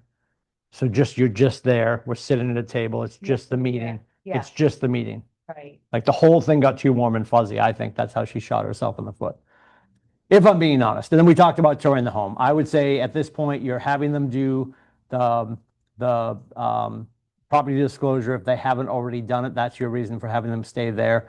Or if they insist on coming with you, I completely appreciate that. People get freaked out. Also, I would remember too, they might be okay with you going because they've got cameras everywhere. And we need to be mindful of that as well while you're touring the home. Right. Because you could be upstairs, they could be watching downstairs, watching on their phone, and you're upstairs and you're like, "What is with this fucking tub?" Right? And they're like, "Oh, okay, wait a minute." So we need to be cognizant of the fact that if they do let you roam the house and you don't have a relationship with them, there could be cameras everywhere. So I know I've heard this before, Tim. Yes. Tell me one more time. Yeah. The true value of me touring the house alone. I personally, for me, to be able to walk through it on your own without any without any editorial. I don't need anybody in my ear emotionalizing anything for me. Okay. Because I want to come through. I'm coming through. I'm doing my best to come through as a buyer. Yeah. Now, when it works for a buyer, it does go from logic to emotion, right? Logic tells me I'm Yeah. walking through a house. Sure. Emotion makes me feel like I'm in my next home. Sure. Right? So logic makes us think, emotion makes us act. I do not want any editorial in my ear while I'm walking around and saying, "Oh, I understand. That room on the 3rd floor has a whole bunch of like bullet holes in it Yeah. because they took down all the pictures." I could say, now I could say, okay, I need to remember that I have to go tell them that's a patch and paint project. But if she's standing over my shoulder and telling me Yeah. that, well, the reason we took all the pictures down because Nana left and she went to the home, but we didn't want to patch it because it's how we remember her. Now she's emotionalizing something that's very conditional. Could I share that? Could I say, look, at the reason why I want to walk through alone is because I want. I would say that. You would? I Okay, 1,000%. Great. I want you, I need you to stay downstairs. Yeah, And we can do a second lap and you can give me your editorial then. yeah, perfect. But I need to look at this house logically as a buyer in the industry. Yeah, And I need to, and any editorial that you're giving me in my right earlobe yeah, could emotionalize it for me and take me out of the position to give you the best conditional changes that could be made right, when we right. go on the market. Yeah, Because that's what I'm looking for. Yeah. right? Like I don't care. That's why that's in that condition. I'm Yeah. telling you that's going to affect your pricing moving Right. forward. Now you can tell me that you're not willing to do it because that's where Nana threw up all the time and we don't want to clean that section of the rug. That's disgusting. I'm just making sure everybody's listening. Ashley's like, what are we doing right now? I'm very excited. Victor Hovland won. That's still going to affect the price. Yeah. So I need to be unapologetic in how logical I am with Yeah. them about the business decision of how are we putting this on the market? Because the only thing we can change right now is conditions and price. And they're going to be probably, most of the time they're pushing back on a lot of the conditional stuff. And there's conditional stuff you don't want to change because they won't see that ROI either. But I would absolutely say that. Yeah. And here's why I'm asking you to stay downstairs. Or I'm willing to have you come with, and I need you to, quiet. on the second loop, you can give me the editorial. Yeah. Okay. Just let me view it as a buyer in this marketplace. I think that's going to put us in the best position for us to net what you're looking for, Debbie. And the sooner we get this done, the faster we go to market, the faster we go to market, the faster we sell. So if you're looking for a time and a net Right. to match, let's get started, right? I think we just hammer them with logic, right? And then don't divorce it from the fact that I want your emotional editorial, but I need it later. Mhm. Okay, thank you. You got it.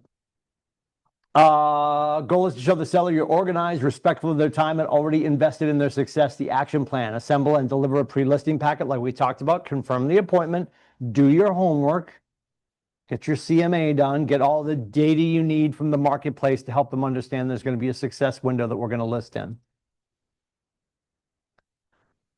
Here's an example of what you can use for a letter. And we want to make sure that we edited this, right? Because I can't tell you the amount of emails I get that say, "Dear Lindsay." Oh, Yep. And Janina Janina gets it too. Because if you look at my wife's name on a manifest, it looks like Lindsay Janina. Lindsay is a very common first Yes. name for a female, Yeah. right? And then Janina just looks like she's, yeah. Which I was going to make fun of it, but it is ridiculous anyway. And I love my in-laws, and God rest my father-in-law. The fact that they took a girl from Australia with Scottish and English heritage and slapped an Italian first name on her is maniacal at best, right? But my point is, when she gets an email that says, "Dear Lindsay," she's insulted. Yeah. I am too. I get them here all the time. "Dear Lindsay, do you and your agents need any more leads?" I write right back to them. "Lindsay doesn't live here." Like, how do you look at Timothy Lindsay and you open with Lindsay? I'll tell you how they do it. They're having it done automatically by a shitty system that's not paying attention. But here's an example letter. And I would or you could take this, copy and paste and shove it into the system, ChatGPT, right? Make this warmer, make this lighter, make this whatever, right? Thank you so much for the opportunity to connect about the sale of your home. Really looking forward to meeting with you and learning more about your goals for this move. From what you've shared, it sounds like you're looking for a partner who can help you. That's exactly what I focus on. My approach is personal, proactive, and built around your needs so you always feel supported and confident from start to finish. I've included a few materials to help you get a sense of what to expect when we meet. I'm excited to sit down with you Thursday at 4 to walk through your goals and share the strategy I've created to get your home sold. Talk soon, TCL. Wonderful.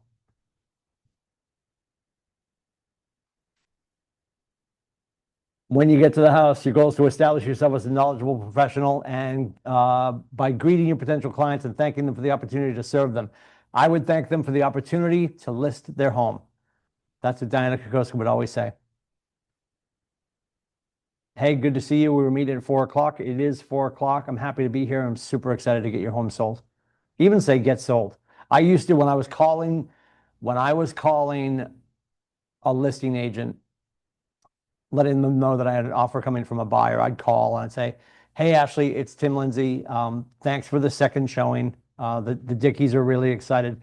We're putting together an offer." And I used to always ask, "What does a great offer look like to your sellers?" Just to get her to talk, to give me the important bullet points, because we know net's there, but it's not always the first thing that comes out of the listing agent's mouth, right? So I'm doing a little homework on behalf of my buyers.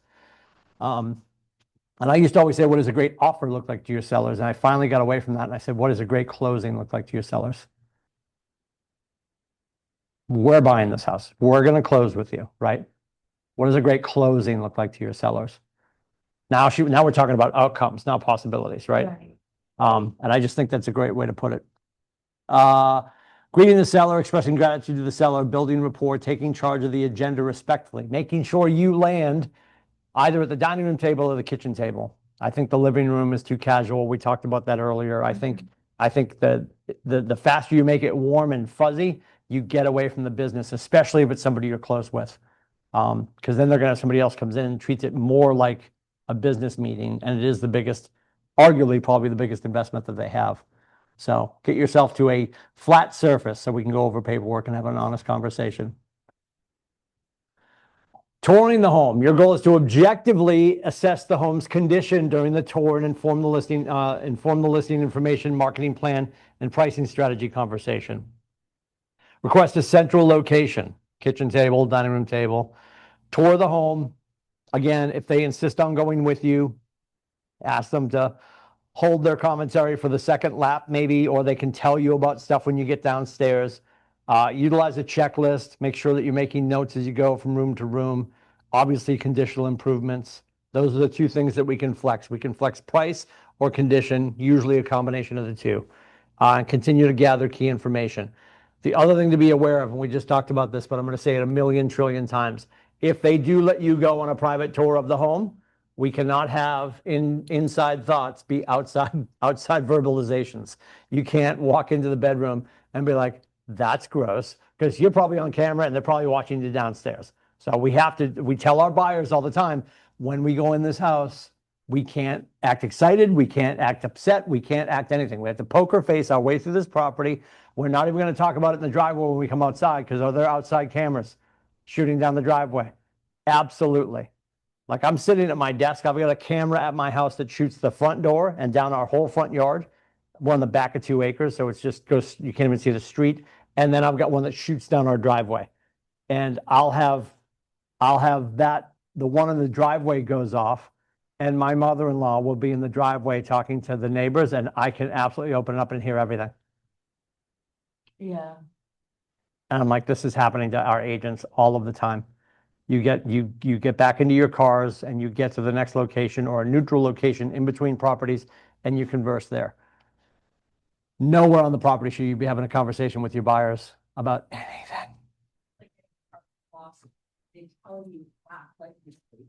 Yeah. They say when you walk in, so competitive. Tour the home, open-ended and closed-ended conversations. We talked about this a couple weeks ago. Open-ended questions, answer type, more than a single word answer, response type, own knowledge and feelings, information provided, deeper insights, a free form answer, and it invites information.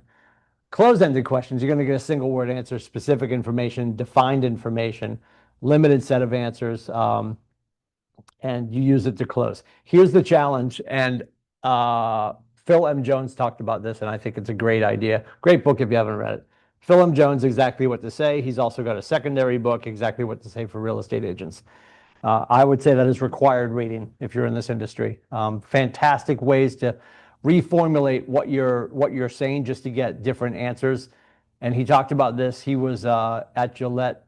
God, was that in the fall? Was that March? Doesn't that feel like ages ago? We were at Gillette in March, and he was talking about when people are leaving an open house and you're standing in the kitchen, they're coming downstairs, rather than saying, what did you think? And that's what most people say. Hey, so what did you think? And you're going to get, well, that's not for us. What did you love about the house? Right. Now you get them talking about things they enjoyed. That might be a commonality with another property you have. Right. That you can talk to them about. So you have something else to extend the conversation. Not like, oh, make sure you take a stale cookie on the way out, so we've got to ask better questions. Step 2, during the consultation, assess the seller's goals and needs. And this is so important. Like, when do they want to, they talked earlier about like getting it sold fast, getting the most net. Yes, and there's going to be a whole bunch of different reasons that people are moving. The net is always going to be important, but it may not be the number one thing.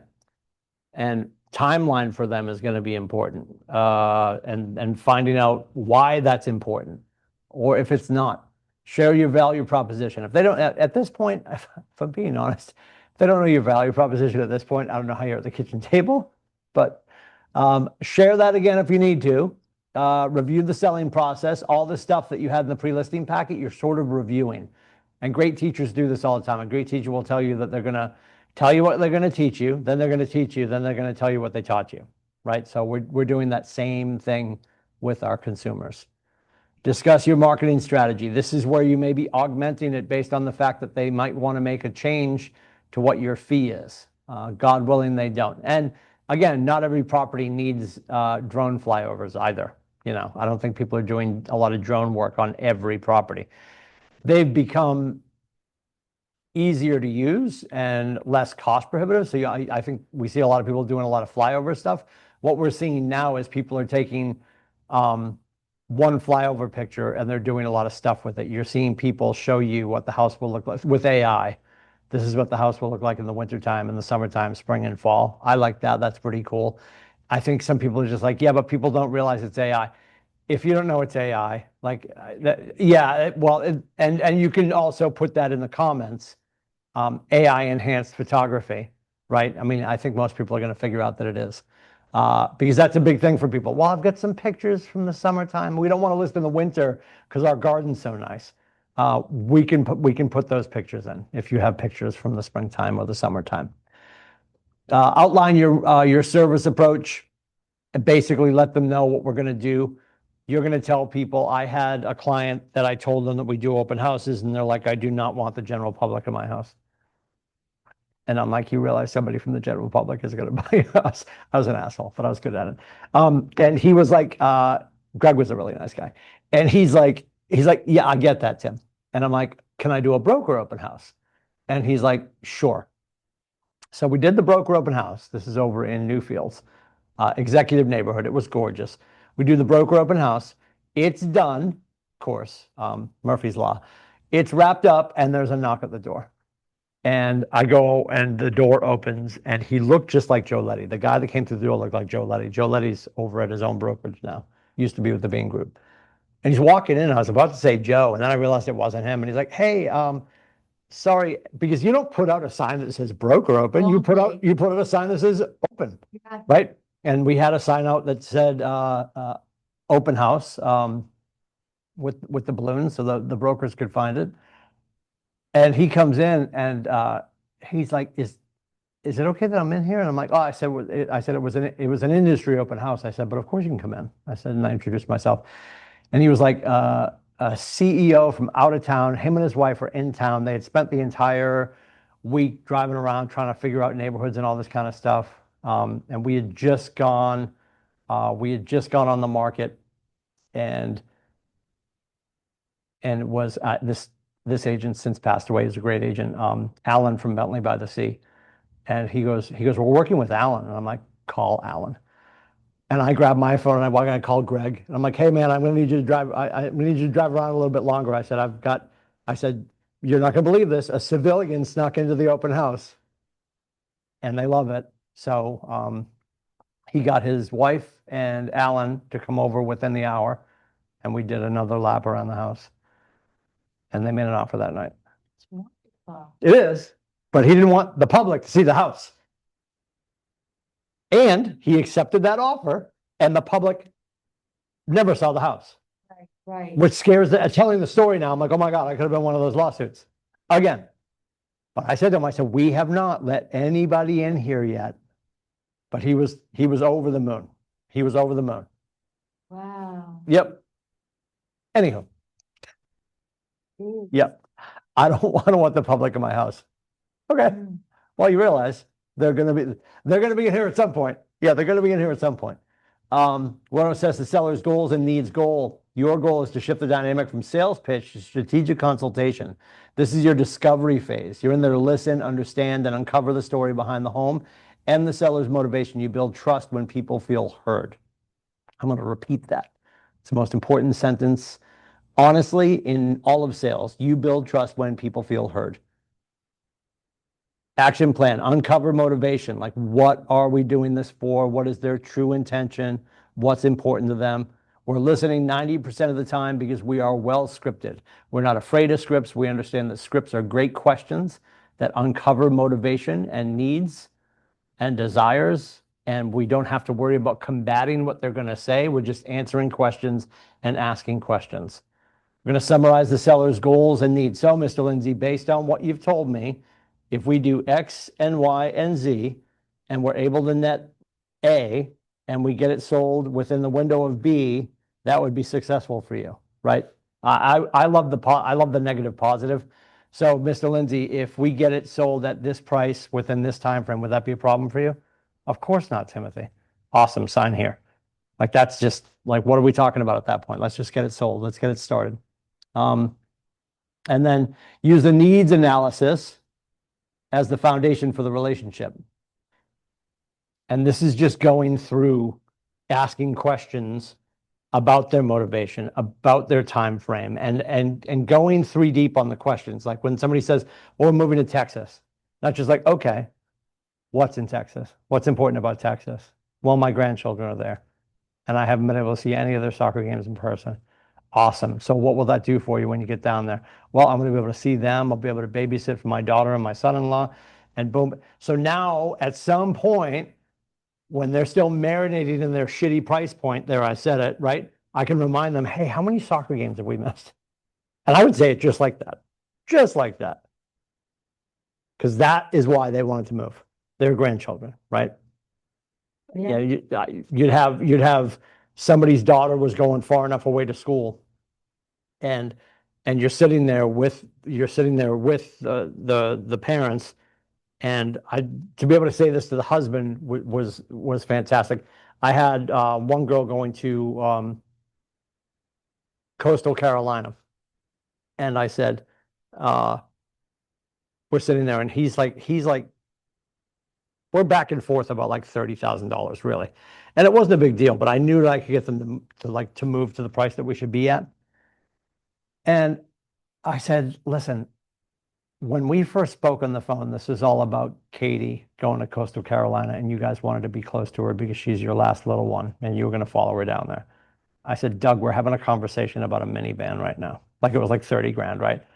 And I'm just like, and I'm like, what are we doing? And I just sat there, and the wife's head just sort of turns and looks at him. Like she did all the heavy lifting, because I called him a bad husband and a bad father without saying it, right? And he's like, yeah, you're right. I'm like, oh, I know I'm right. I'm like, and I understand that there's a gap that you think you're going to lose here if we go to this price point before we go on the market. But I promise you, if we hit this window, we're going to get more people to have a conversation about your home. And you're going to net better. And we're going to do it in the time frame you want. But if I don't bring it back Yeah, and talk about his daughter and the whole reason we had this conversation in the first place, right. like, hey, why are we moving, Doug? He said to me on the phone, my daughter's going to Coastal Carolina. We want to follow her down there. Yeah. That's all I need to know. I'm going to call him a bad husband at some point without saying it, of course. You can say it if you want to, but like, Oh, I just hear my mom in my head. It's not what you say, Timothy. It's how you say it. If you're going to call him a bad husband, you got to fold it into something else. Share your value proposition, your goal. Your goal is to build a bridge of trust by first sharing your personal commitment and then demonstrating that. By hiring you, they are also getting the full force of you and your market center. That's another important thing.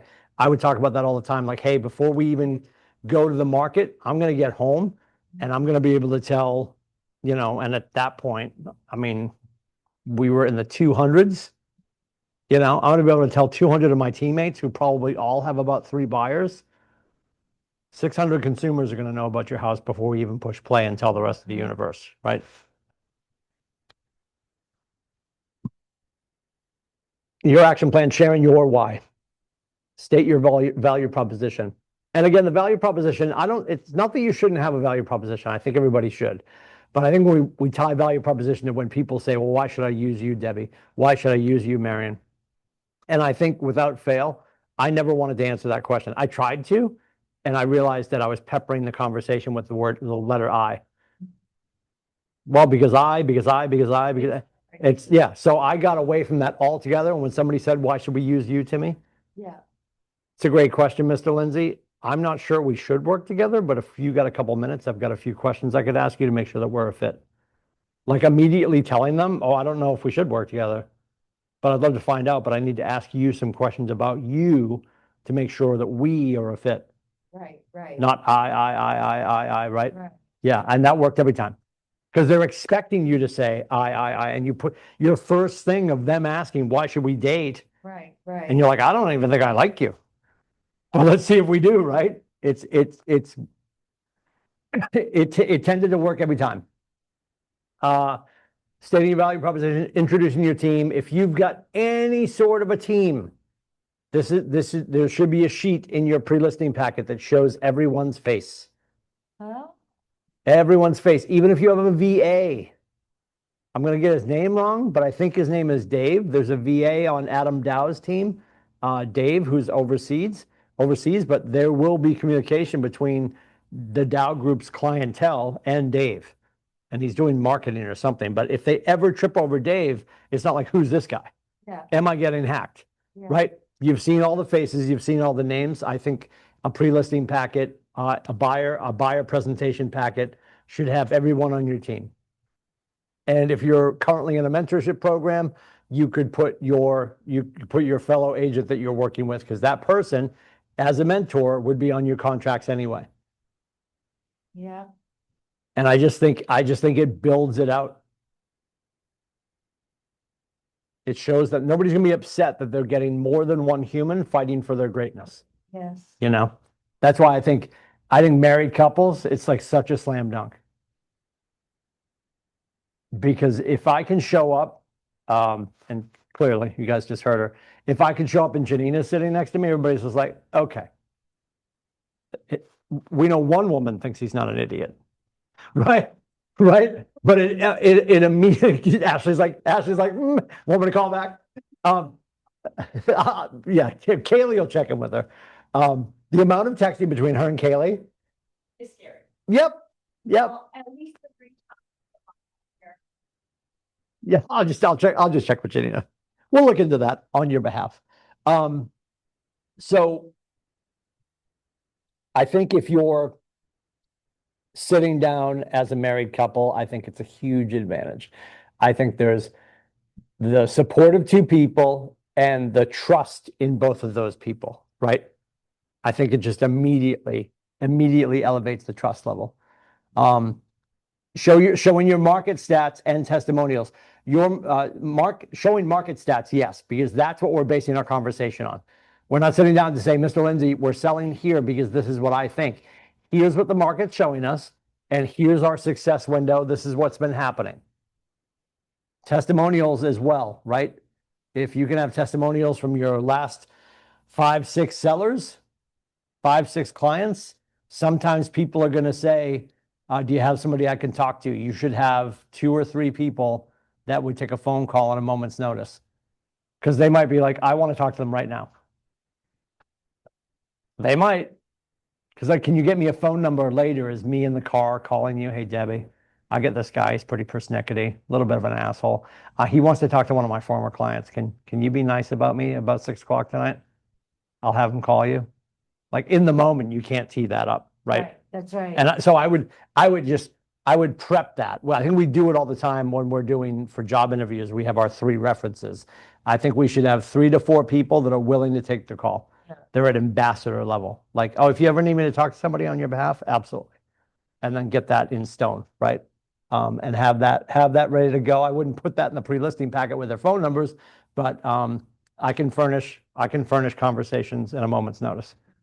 And then present a broker advantage fact sheet. This is everything that our market center / your team is doing on behalf of them. Above and beyond that, why it's important to work with you as an agent, which that ship has already sailed. You're at the kitchen table, but making sure that they understand everything they're getting from you. And I think this is wildly important in the country, in the part of the country in which we work. New England is so in depth with secondary education, with major medical, and obviously lifestyle. You can ski that way, you can surf that way. I think having that conversation about the KWLS is really important. Like, yes, will all of our portals get all around the planet? KWLS is going to shoot globally faster than most of those, and I think that's an important conversation to have. Sometimes people don't care, but especially if you're dealing with somebody who's working at a big company that has people coming and going. There's a company over in Rochester behind the airport called Safran, and they're a French firm, and they were coming in hand over fist. And to have those conversations, we were finding those people for our listings over here, all on 10 Rod Road and up in Rochester, because we had people coming over from Safran. They were working in the new location. They were probably buying in New Durham, but they were sending their kids up to, help me, the school in Wolfboro. Shit. Yeah, the private school. I can't think of it right now. I'm what? Nope. Brewster? Thank you, my dear. Yes. Yeah, Kirsten got it. Kirsten lives in Chickenboro now. Yes. I drive She's by a it every townie. day. She's a townie. Yeah, yeah. So like, yeah, Brewster. So you got people coming in from France to work in their company's new location. They're buying a house in New Durham, which is gorgeous. And then they're sending their kids to Brewster. And you're not having those conversations if you're not reminding people on a regular basis that we have a global reach. Everyone has a global reach. Yes, and making sure your clients are aware of that, because we get really parochial here. Like, dude, I'm selling a house in Dover. Somebody from Somersworth is going to buy it. Not necessarily. You never know. You never know. And we want to make sure that we're having that conversation about the advantage of what we do. And then presenting my commitment to you pledge. This can look a million different ways. I think the best one that I've heard is I'm going to get his name wrong. Down in the Carolinas, Mike. It's the Promise. I always forget his last name. Mike Hicks. I want to say it's Mike Hicks. If you look up Mike Hicks, KW Carolinas, the Promise, and basically what he says at the end is, any more questions, Mr. and Mrs. Lindsay? And you're like, no, everything's good. Awesome. Can I ask you to make a promise? And I'm going to make a promise to you too. And basically what he does is he says, I can tell you there's going to be some turbulence. This is not going to be a perfect flight. Some stuff's going to happen. We're going to get it fixed. We're going to get you sold. We're going to get you moved. I can promise you, though, that there will be some bumps in the road, and we will navigate those bumps. That's what me and my team do. Now, based on that, can I ask for something from you? And you're in the honeymoon phase. They're like about to sell their house, very excited, can't wait to work with Mike Hicks. And they're like, sure, yeah, whatever. Can you please promise me that between right now and the closing table, that you send me at least one person that you know that we can help? And then they bake that into the rest of their conversations for the rest of the transaction. So when Ashley, my lead list, is calling and she's like, going to be over tomorrow with the stager and the photographer. Hey, before I let you go, Mr. Lindsay, who do you know that we should know? Who do you know that we can help? Like, everybody on the team, anytime they end a correspondence or a conversation or an interaction with the seller, they're asking. He's averaging 3 to 4 referrals. He's averaging 3 to 4 referrals per transaction because they're asking for it. Because they're asking for it constantly. And it was a standard that was set at the top of the relationship. Well, I can also tell you it has to do with his performance, Oh, for sure. right? For sure. Because you can get to the closing and, hey, I've been racking my brain and I just Yep. can't come up with anybody. Yep. Or 4 means, I love what you did. Yes. And I told these 4 people. Yep. That's great. Yep. Reviewing the selling process, the goal to reduce seller anxiety, right? Anxiety exists where there's lack of a plan. Reduce seller anxiety by providing a clear step-by-step roadmap. You're positioning yourself as a fiduciary who will handle all the complexity. And presenting a visual roadmap. I don't hate this. Storyboarding something. I think this is really smart to do, not knowing how people are, especially if you do figure out that somebody's a visual learner, to have it roadmap this way. This is certainly popular in the autistic community. I know for a fact, my son Cameron, our youngest, is autistic, and he will use this to his advantage, which so annoys me. You have to give him like 168 hours notice. It's like a 7-day window you got to give him.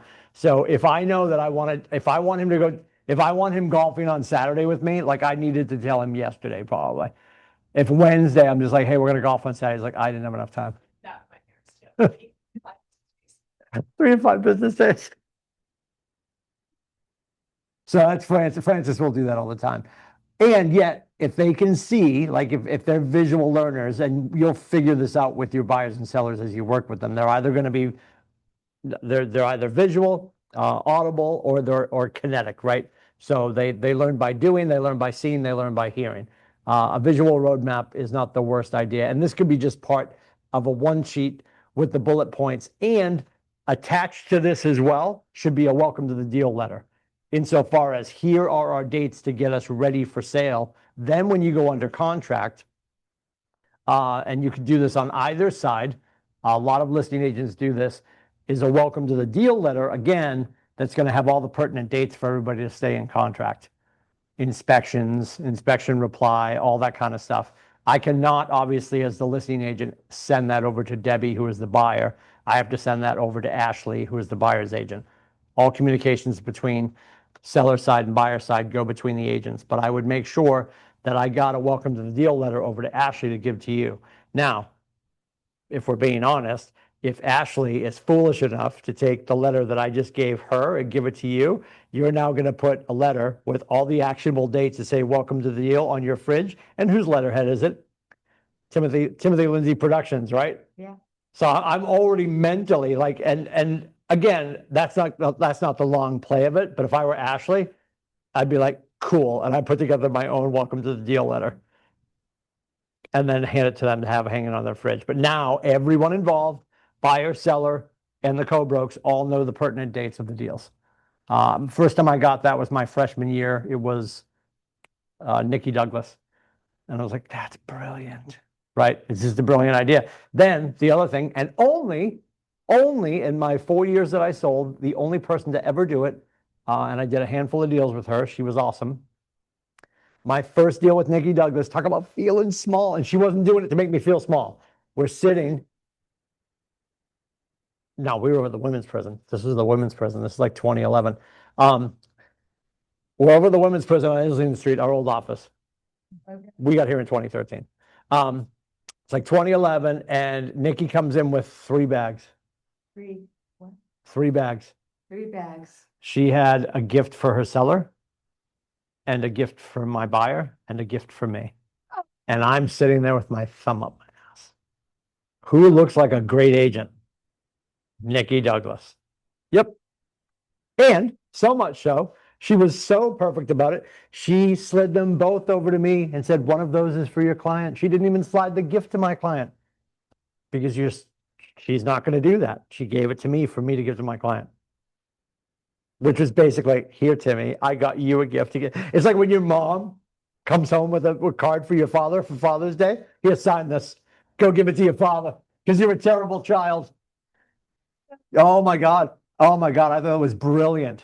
She shows up with 3 gifts.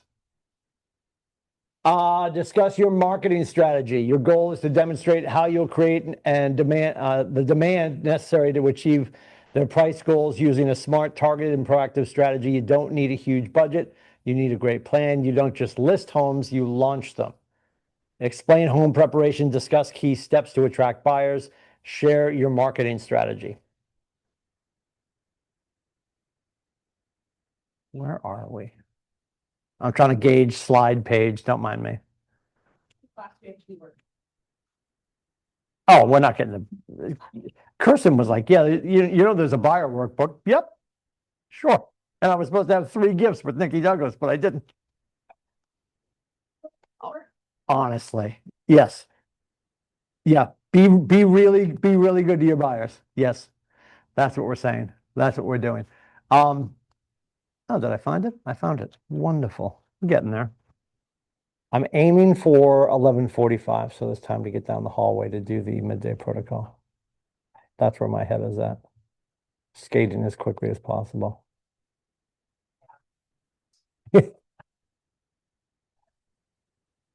Oh, Fenway. Yeah. Is JV going? It's her birthday. She should be going. Okay.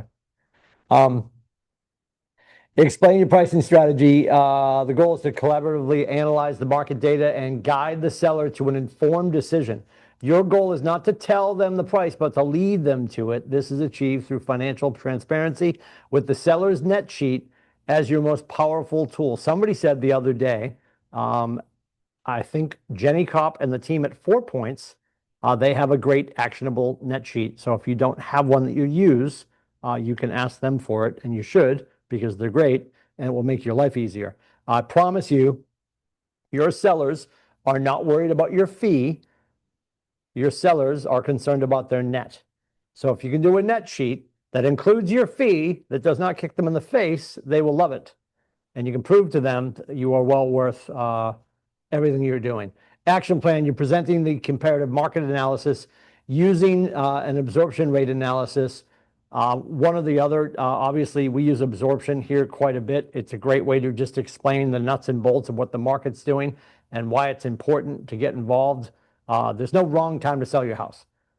That's for sure. There's no wrong time to sell your house, and the only concern that the market really has is it priced right?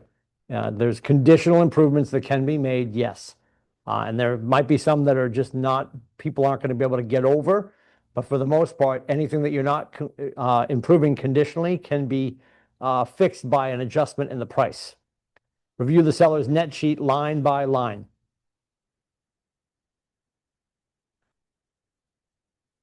Current marketing position. This is something that's challenging for a lot of people. I think people just look at what's on the market and then obviously what is sold, and they take it from there.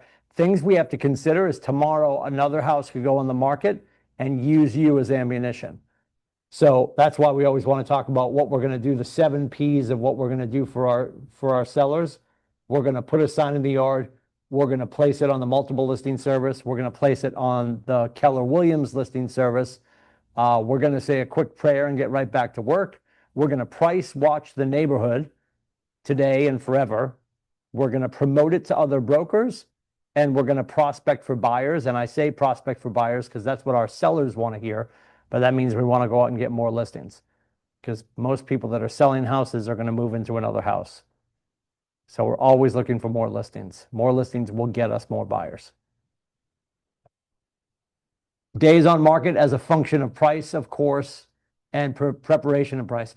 This is the other challenge too. People will talk about where homes sold, and they'll talk about, well, the Lindsays just sold a couple of weeks ago for X, and the Lindsays weren't a couple of weeks ago. Maybe it was 9 months ago. That was a very different market, and the condition of their home and the size of their home. People are just like, we're in the same neighborhood. It's the same thing. It's not. Square footage matters. Lifestyle matters. Upgrades matter.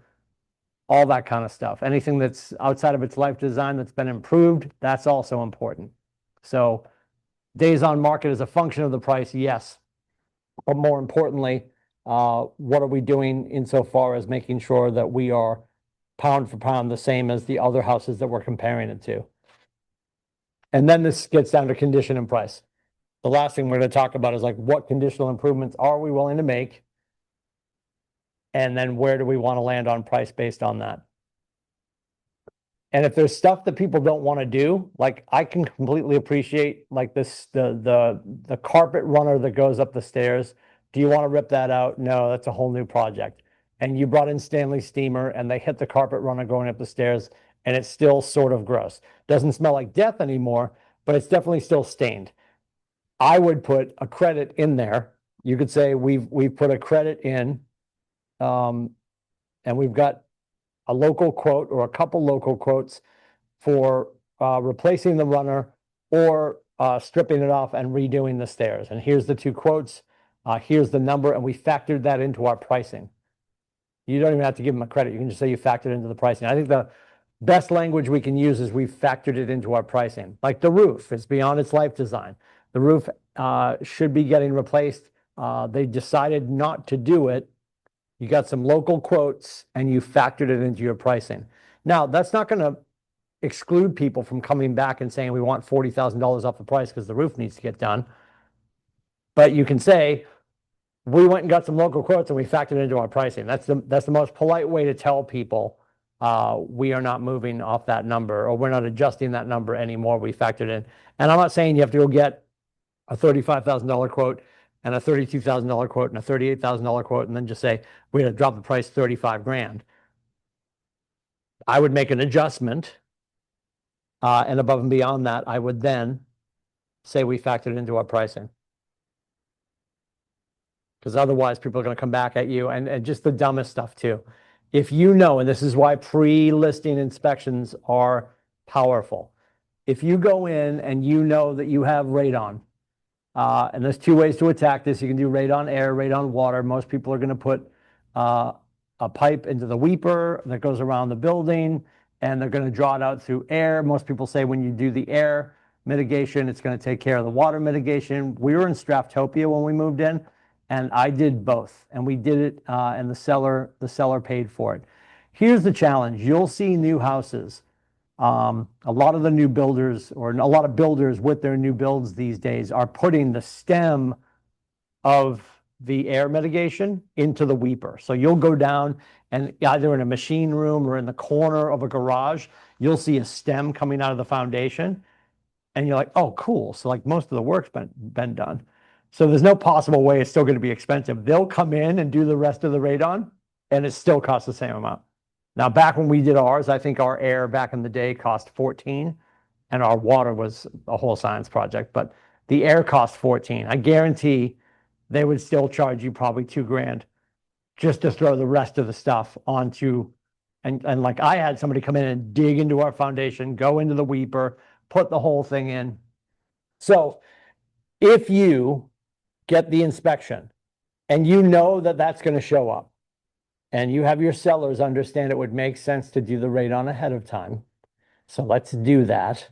Because if I do it myself, and right now I would guess radon's probably hovering around 1,800, maybe $2,000. A buyer's going to come back and they'll be looking for $3,000. 1,000%. They're just going to ask for $3,000. Which is, or depending on who your lender is and what needs to be done, it might need to be done ahead of time and get new test results and then present the receipts at the closing, so everybody can get squared away. But having your seller control that whole part of the conversation is really important. Conversely, if your buyer does want improvements made, I would never, like we took all the concessions on our sale, and then I did everything when we moved in. Like my boys being in the house with radon for a couple of days wasn't going to make them grow like a 7th toe.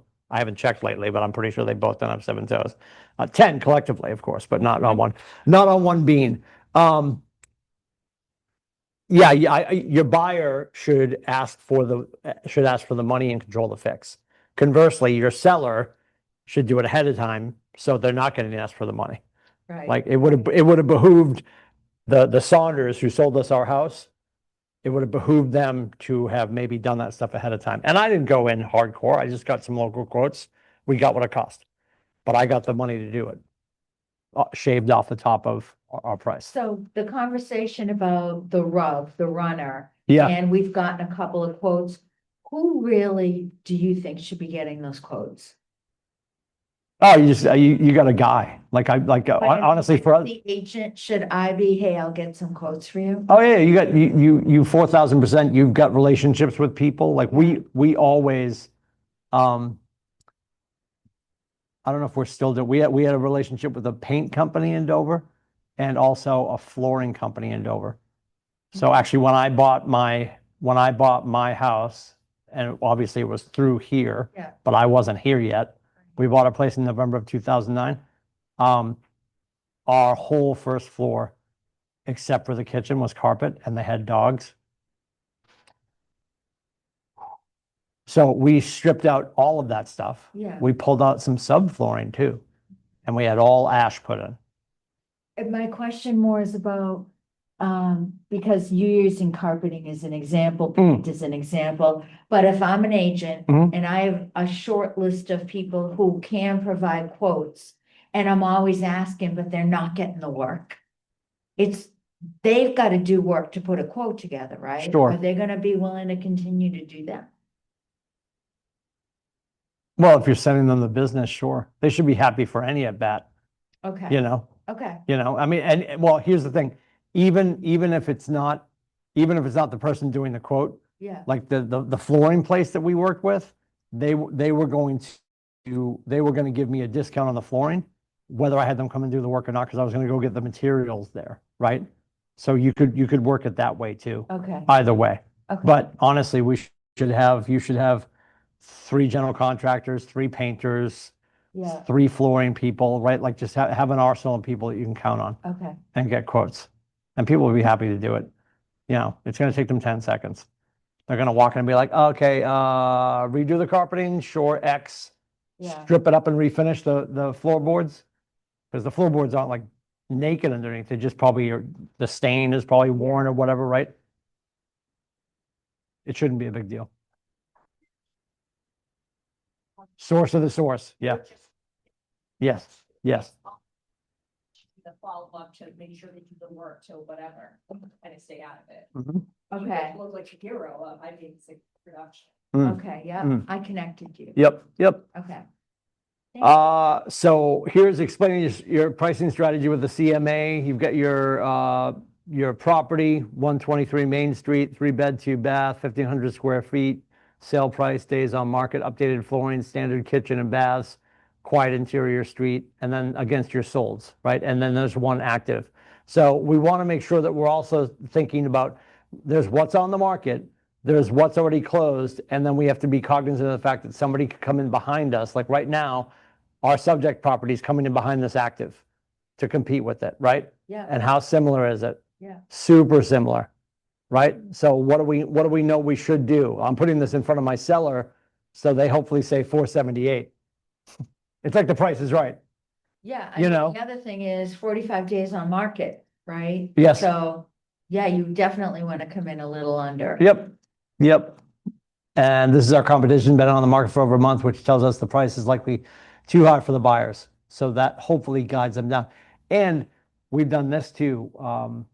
We had a couple over, I always forget the address. It's over, I'm pointing in the wrong direction.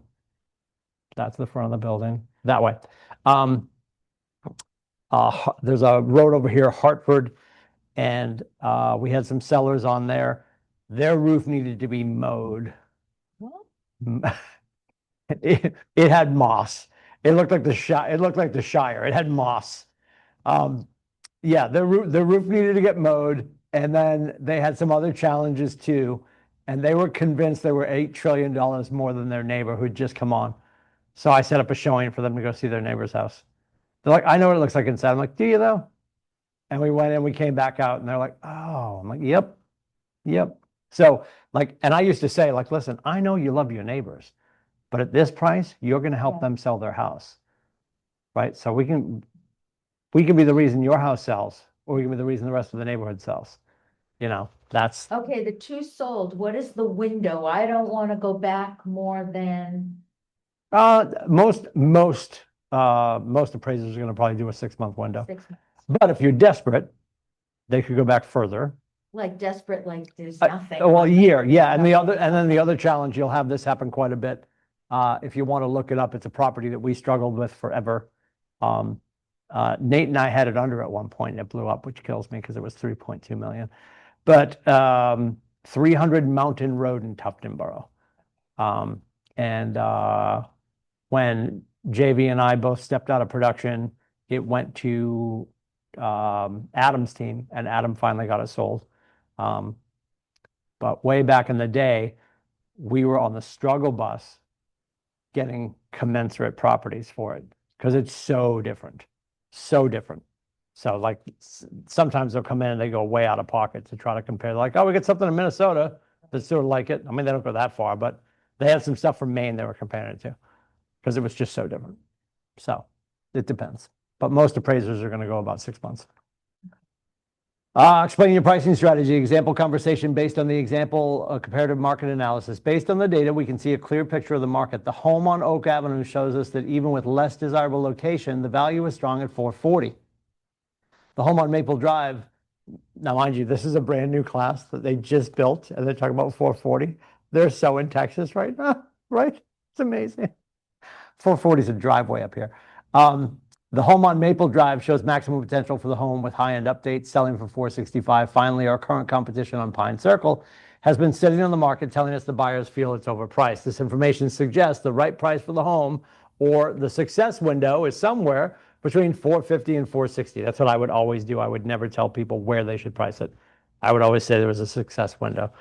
This positions us I love that. above the home with the bad location, but competitively below the fully renovated home, which will attract the most serious buyers.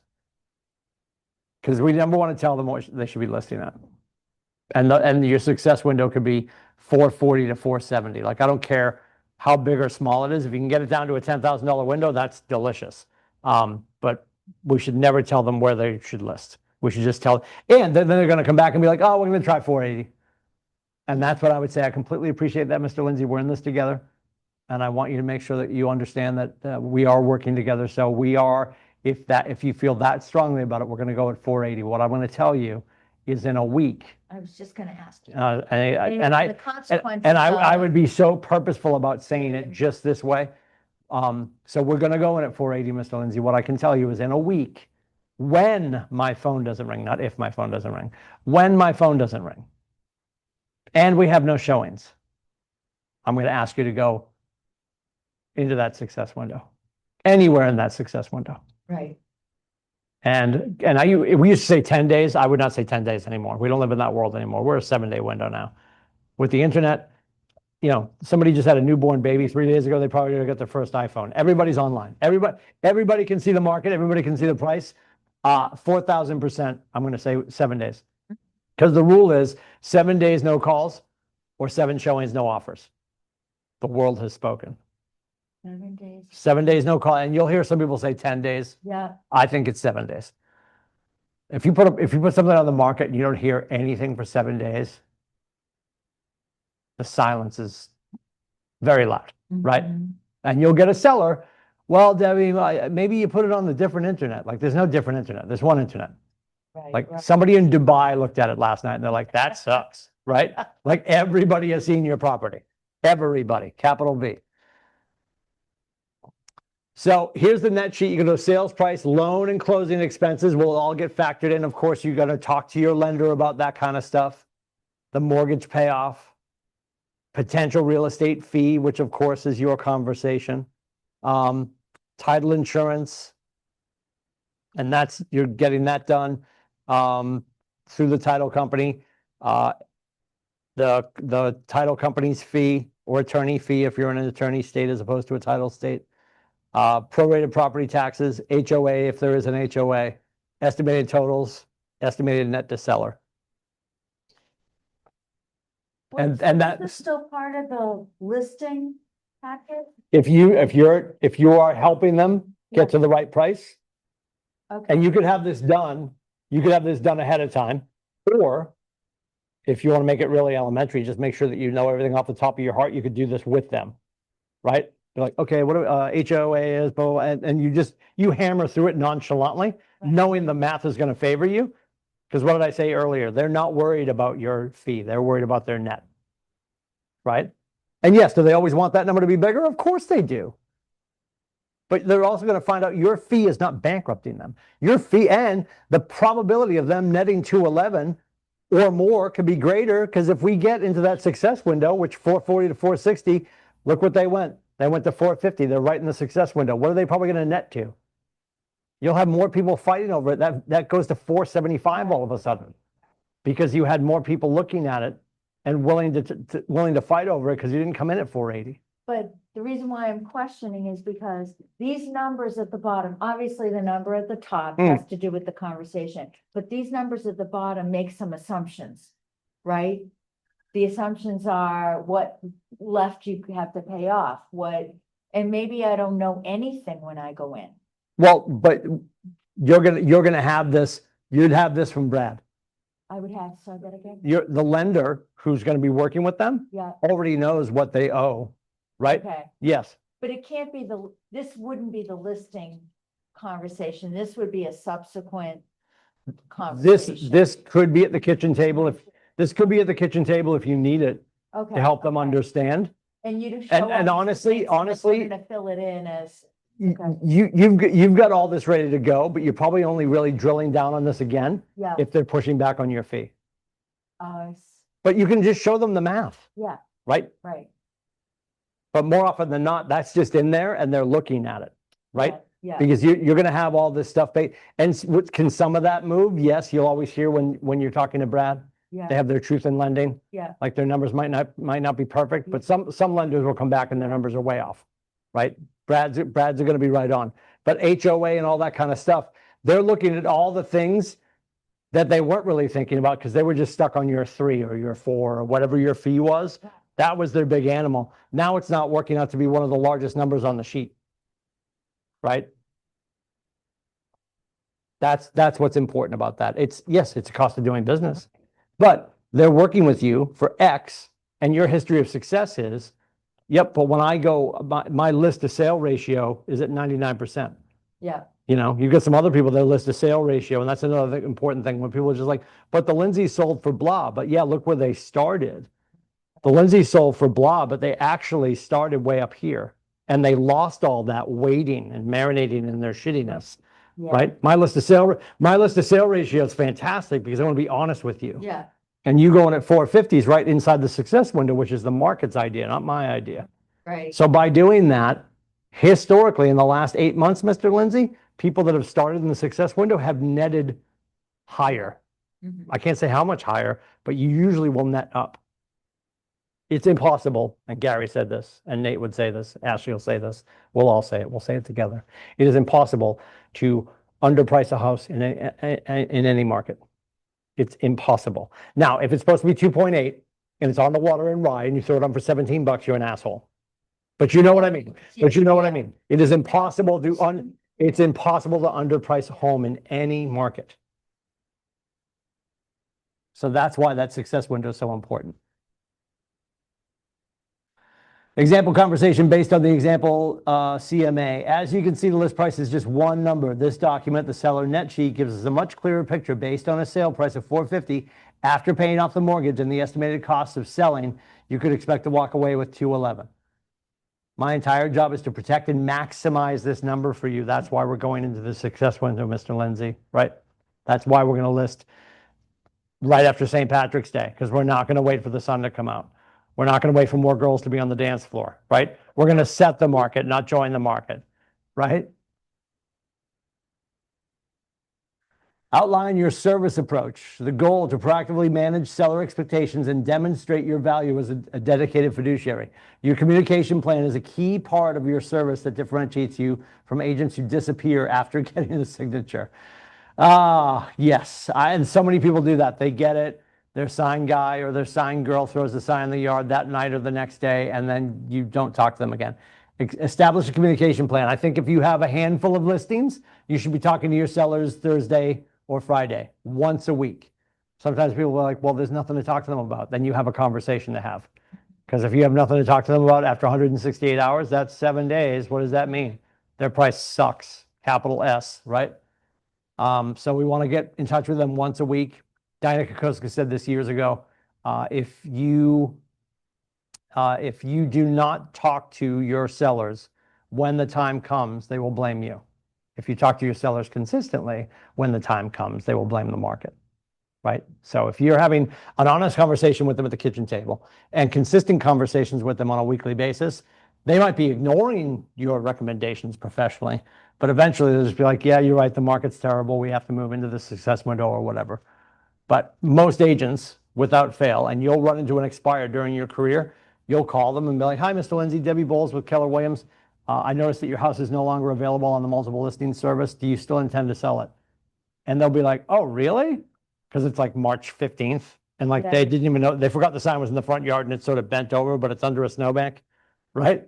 Like they totally forgot they were on sale because they haven't talked to that person that long. Like, oh, I thought we expired a couple of months ago. Like, That happens. Agents are that bad. So don't be that person. Explain how you manage showings. This is important too. Like if you're gonna have showings, and we would always get this when we were doing the listing. Some people are gonna say that they want assisted showings. And it's not that we're not gonna do assisted showings, but I would always say, listen, I completely appreciate that you want us here every time. If I'm not available and somebody from my immediate team is not available, which rarely happens, we are going to leave a lockbox. I'm not going to put it on the front door. And please, if anybody's listening, don't put your lock boxes on the front door. That's the most, it just looks shitty. End of story. We're going to put a lockbox probably out back on the deck, probably connected to the bottom of the grill. So we have it on property, because if I can't be here, I don't want you to miss an opportunity for a qualified buyer to see it. And here's what I mean by that. And I'm about to ask your permission for something, Debbie, so understand where I'm coming from. I'm not going to kick you out of the house just so some jabroni can come look at your house. Do I have your permission to ask the buyer's agent for all the information about the buyer? Like, with your permission, I'm going to make sure that they are qualified. Now, the landscape has changed, so they should be qualified. We also should be showing houses to people that we have signed. And we know that's probably not happening right now with somebody. And what I'm going to do with that, now this is me making sure that you understand. So Debbie, when I call you and say I have a showing, that means, and whether I can be there or not, and 99% of the time it's going to be me, that means the person coming to look at your house is working with another agent or with somebody on my team, and they are pre-approved, and we know they're pre-approved to financially execute on your property. I'm never going to waste your time. So with that being said, that's why I want a key here, because we want to be able to show it in a moment's notice to the people that are qualified to buy it. Does that make sense? Awesome, sign here, right? So that would always qualify that. We're going to leave a key on property where 99% of the time, it's always going to be, it will always be an assisted showing. And maybe 0.01% of the time, I can't make it. Nobody from my team can make it. I can't find somebody from my market center to make it. Please understand, if I have an agent from ABC Realty coming through and they're with their client, their license is on the line too. We're all professionals, right? I would explain it that much. Where is this coming from? One of my agents had, the seller came back to them and said, I have very, very, very angry diabolical brother. And I'm who doesn't want me selling my parents' house or whatever it is. You know, you could uncover something that way. It might not just be. Yep. Can you ever envision a situation where you would agree to not put a lockbox? Or are you really saying, look, do absolutely everything you can? Again, back inside of 95. Yeah, You got somebody with 8.2 on the water in Rye, there's no fucking lockbox. yeah, okay. Yeah, Yeah, they actually, it's not there. they're gonna ask you to move in Yeah. and feed their dog. Yeah, Like, there are absolutely people that are gonna be like, nope, yeah, nope, they're always gonna be assisted, it's always gonna be you, Yeah. and there'll be no key on the property. Mhm. And it's 8.2 million, so I'm gonna be like, Yeah. okay. I'm gonna call my wife and be like, honey, I'll be home in August. so Tim, if you can't assist, no problem, seller, I'm happy to be here when that buyer shows up with their agent. What would you say? Absolutely not. Oh, I know. Yep. Like, Yep. I'm not trying to be difficult, I'm just No, trying. I understand. Like, I don't have an answer for that. Yeah, it doesn't. Like where the seller's like, oh, well, I want to be there. Yeah. Debbie, Yeah. here's why I would not want that to happen. You have a great personality. You're wildly talkative. I'm a Talkosaurus Rex too. I love that. But you and I have an agreement, and I'm allowed to know your motivations and all of your important information. My concern is you might be in a conversation where maybe you tip your hand a little bit and let Yeah. them know a little bit too much about your motivation. You're Now, I know all that. sabotaging your- I know that we're trying to move yesterday so you can Yeah. get down to coastal Carolina, and I know the net you want. And as much as I talk, Debbie, I'm hardwired to not let that information out. I understand how you feel. We've had a lot of clients that have felt the same way. And what we found, it's best when our clients are not near the property while we're showing it to prospective buyers. Love it. Thank you. You got it. Describe your post-sale care. Going to provide professional branded clothing that reinforces your identity and makes it easy for them to contact you with any follow-up questions. If you are Nikki Douglas, you make sure that you get Timmy and his buyer a gift. Yes, God bless her. We want to avoid an abrupt ending. Yes, unlike prom night. Establish yourself as listen, so much disappointment.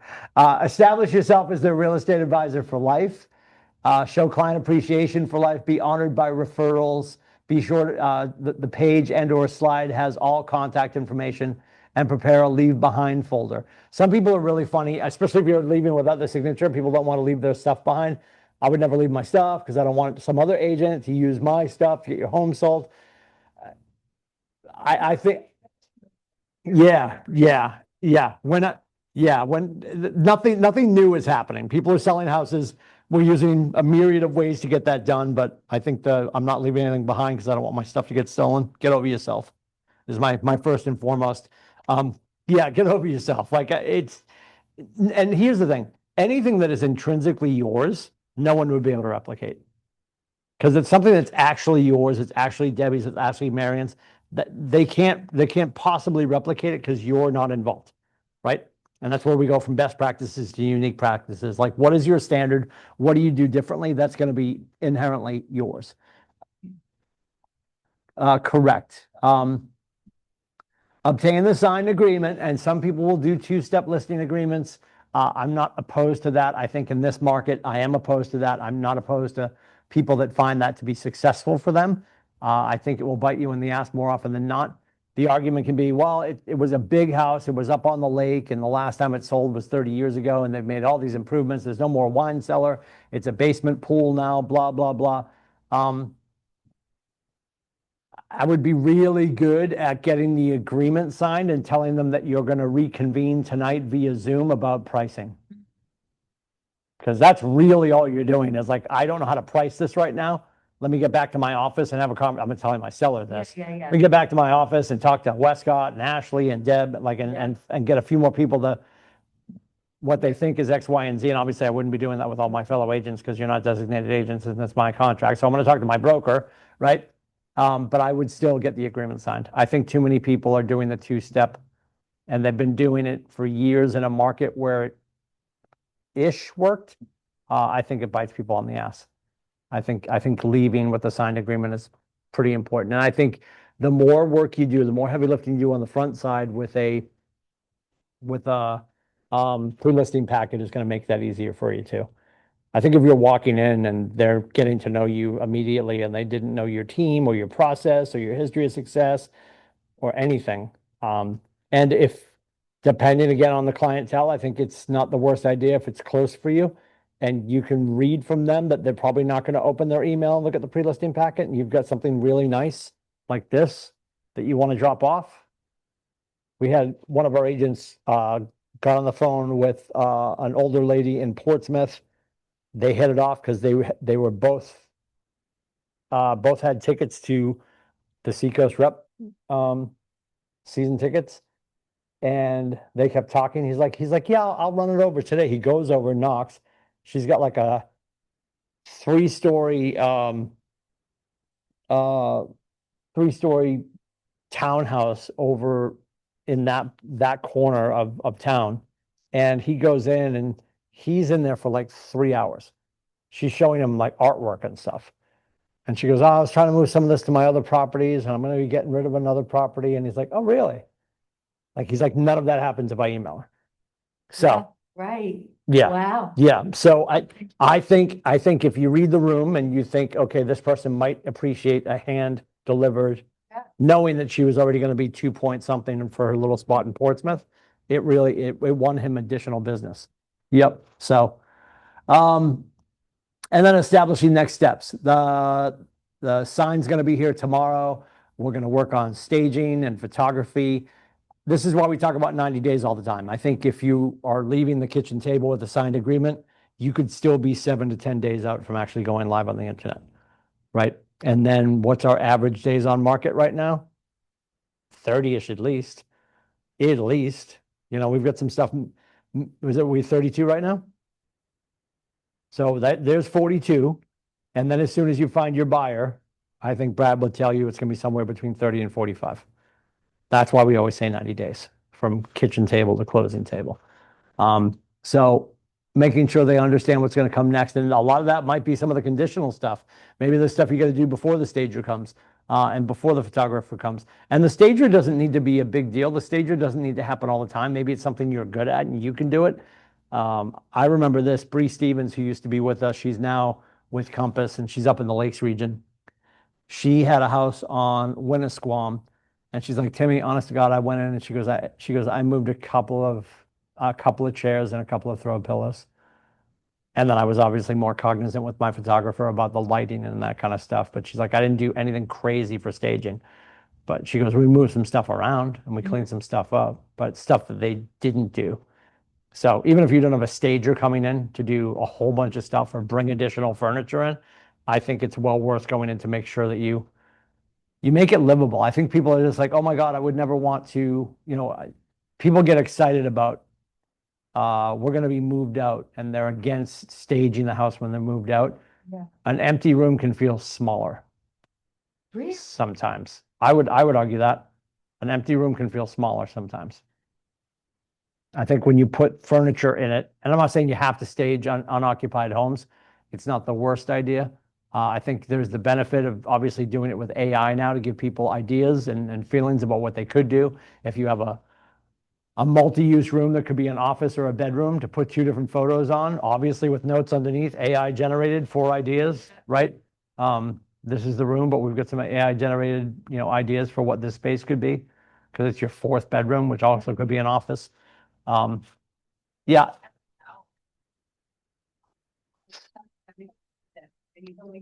yeah, yeah. But I mean, if I was buyer, it should visualize it, and it looks more cozy and warm and Right. Yep. Obtain the signed agreement. Goal: to make it easy for the client to say yes. This isn't a high pressure tactic. It's the logical conclusion to a successful consultation. Ask for the signature should feel like the next natural step. So we're summarizing our value. We're making sure that we cleared all of their questions. And if there is anything, we can, we always want to isolate it and then deal with it. So other than our conversation around price, is there any other reason you wouldn't move forward with me and my team today? No. Awesome. So again, based on the market information that we have, Mr. Lindsay, where it's recommending somewhere between 440 and 460, are you still dead set on going on the market at 480? And they say yes. Awesome. And you agree that in 7 days, if we have no phone calls, no showings, no offers, we're making a move, right? And I said, we might have some phone calls, but what if we have no showings, no offers? Or really, what if we have phone calls and showings, but we have no offers? Because that's really what it comes down to. So you could even augment that language and just be like, if we have no offers in 7 days. Summarize that, ask for your signature, review the paperwork with them, use digital signing. We're using Lone Wolf because we love it. And we're offering an easy exit guarantee. We should always talk about that. Like, listen, if it ever gets to the point that you're not happy with me and my service, 24 hours notice, Yeah. Use digital signing. Yep. So I'm going to give you the paperwork and when I get back to the office, I'm going to send them. I would personally, and everybody's different. Like you might have a MacBook between the 2 of you, but I would personally want, have it I- all lined up. I don't hate having a contract in front of me and a contract in front of them. Okay. See agents bring one contract and they're flipping it and they're like, oh, wait a minute, that part's in Latin, and they flip it back so they can read it and they flip it again. Put a contract in front of them. Yeah. Or if you have 2 parties there, right? Yeah. You got 2 owners there, you put contracts in front of them and contract in front of you and you read through. And then you can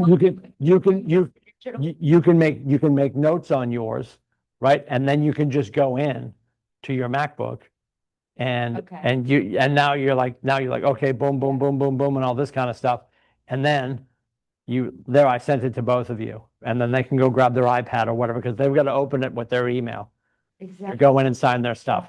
Yeah. So are people still doing hard copies? Sure-ish, Yeah. but that's a long road. I would bring hard copies so people have a contract in front of them. Right. Makes it feel These tangible, days. makes it feel real. Yes. Yep.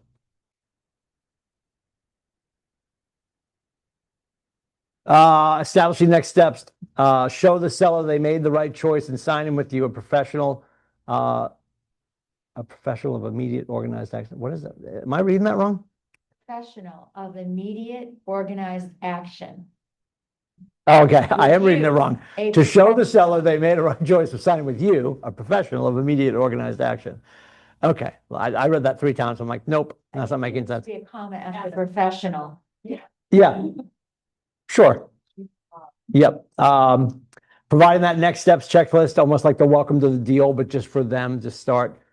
Schedule the next key action, which is probably gonna be, we're gonna come back in the next 3 days. You guys are gonna have depersonalized a little bit. Maybe they need to patch and paint where there were some nail holes from the pictures going all the way up the stairwell. And you don't have to do all that kind of stuff. And I'm not even of the mindset, honestly, because I don't think that we should do this at all. I would never say to somebody like, hey, you should remove the crucifixes or like any of that kind. Like I'm not saying that. Like I just, I'm not doing that. Depersonalize as much as you feel comfortable doing. What we want to do is we want to make sure that we blank the canvas as much as possible so somebody else can come in and picture themselves living here, Yeah, right?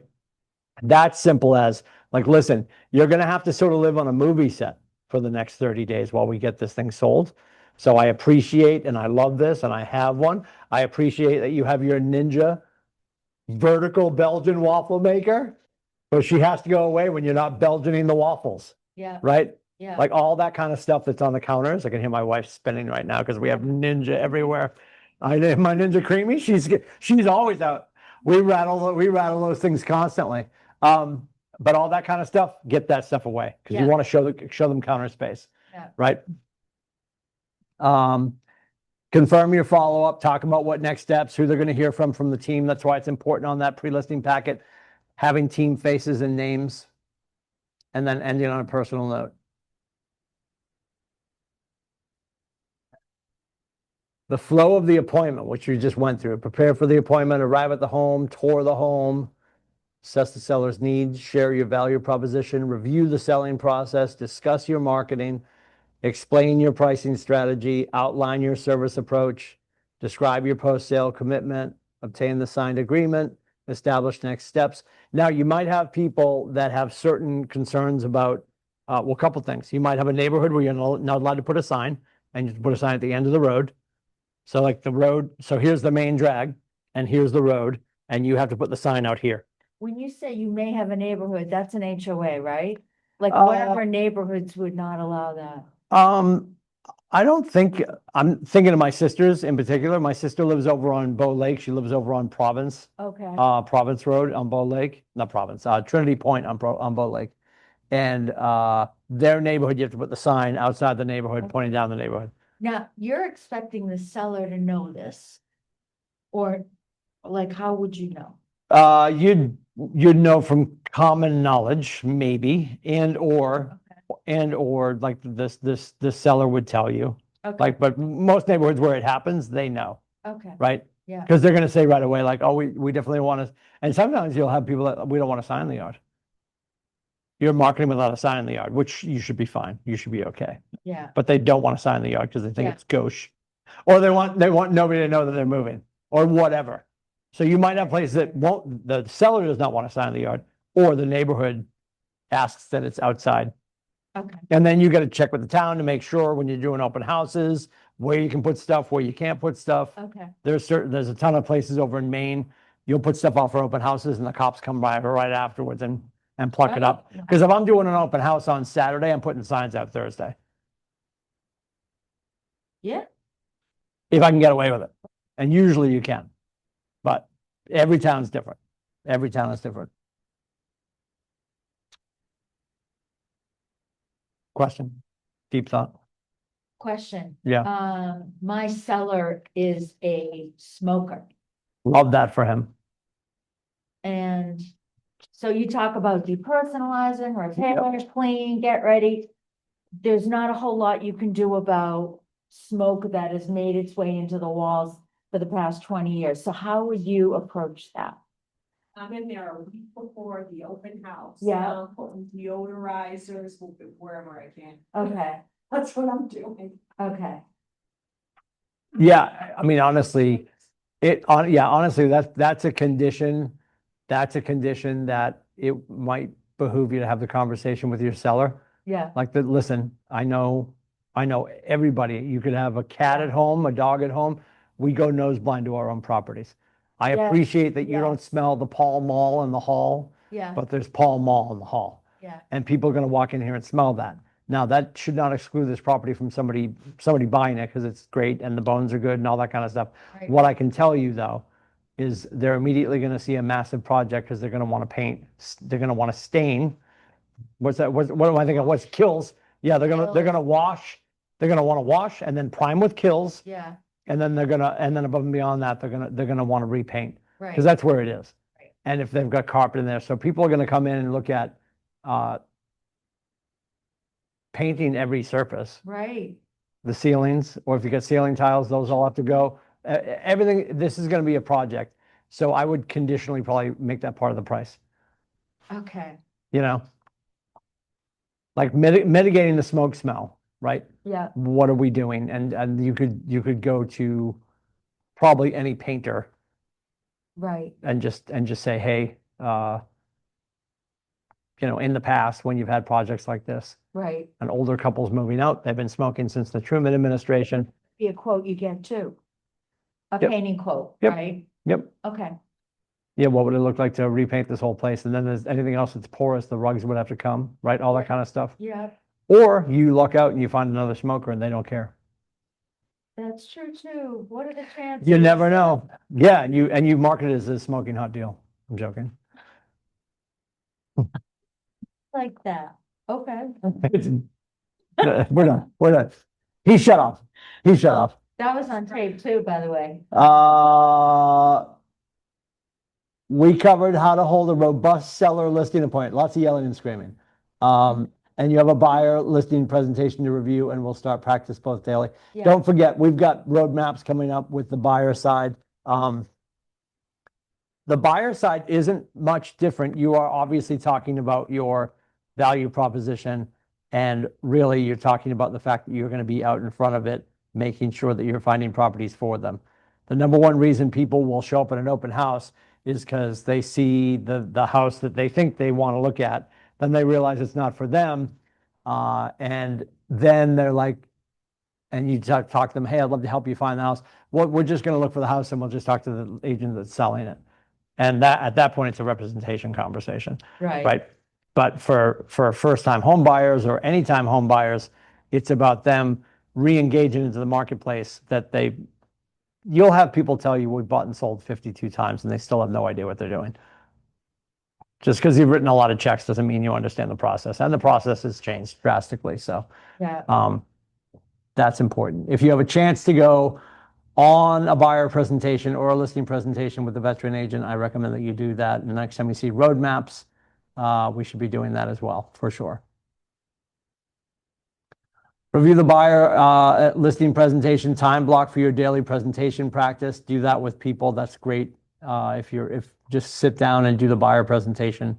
And again, if you go into command and if you go into marketing, there's a full listing presentation and a full buyer presentation. And you just have to update it with your information, obviously, and pictures that don't look like Texas also. Continue reaching out to people you know, like, and trust until you've had at least 10 conversations. That's the goal every day. Be ready to share your progress report at the beginning of our next session, which is next Monday. We're doing open houses next Monday, and then we'll do social media the Monday following that. What do we have for ahas? Did anybody learn anything? oh, it was wonderful. I learned a lot. Oh my God, Yeah. like she's Actually, paid to say it. is listing, because right now, everybody I'm working with is buying, Yep. and to me, it just seems easier to show people things, because I kind of am easing into understanding the business, understanding their needs, Mhm. connecting with them. But listing is like, man, you're right there in their house. You've got to have a presentation ready. And that's a little scary for me. So this was really helpful. Thank you. Excellent. All right, we'll be back at it next Monday for open houses, 9 o'clock on Monday. And we're gonna be in Midday Protocol in about 20 minutes. If you go to kwbreakthroughclub.com, we're having that conversation at noon. Thank you for hanging out. See you guys. Bye, everybody. Bye.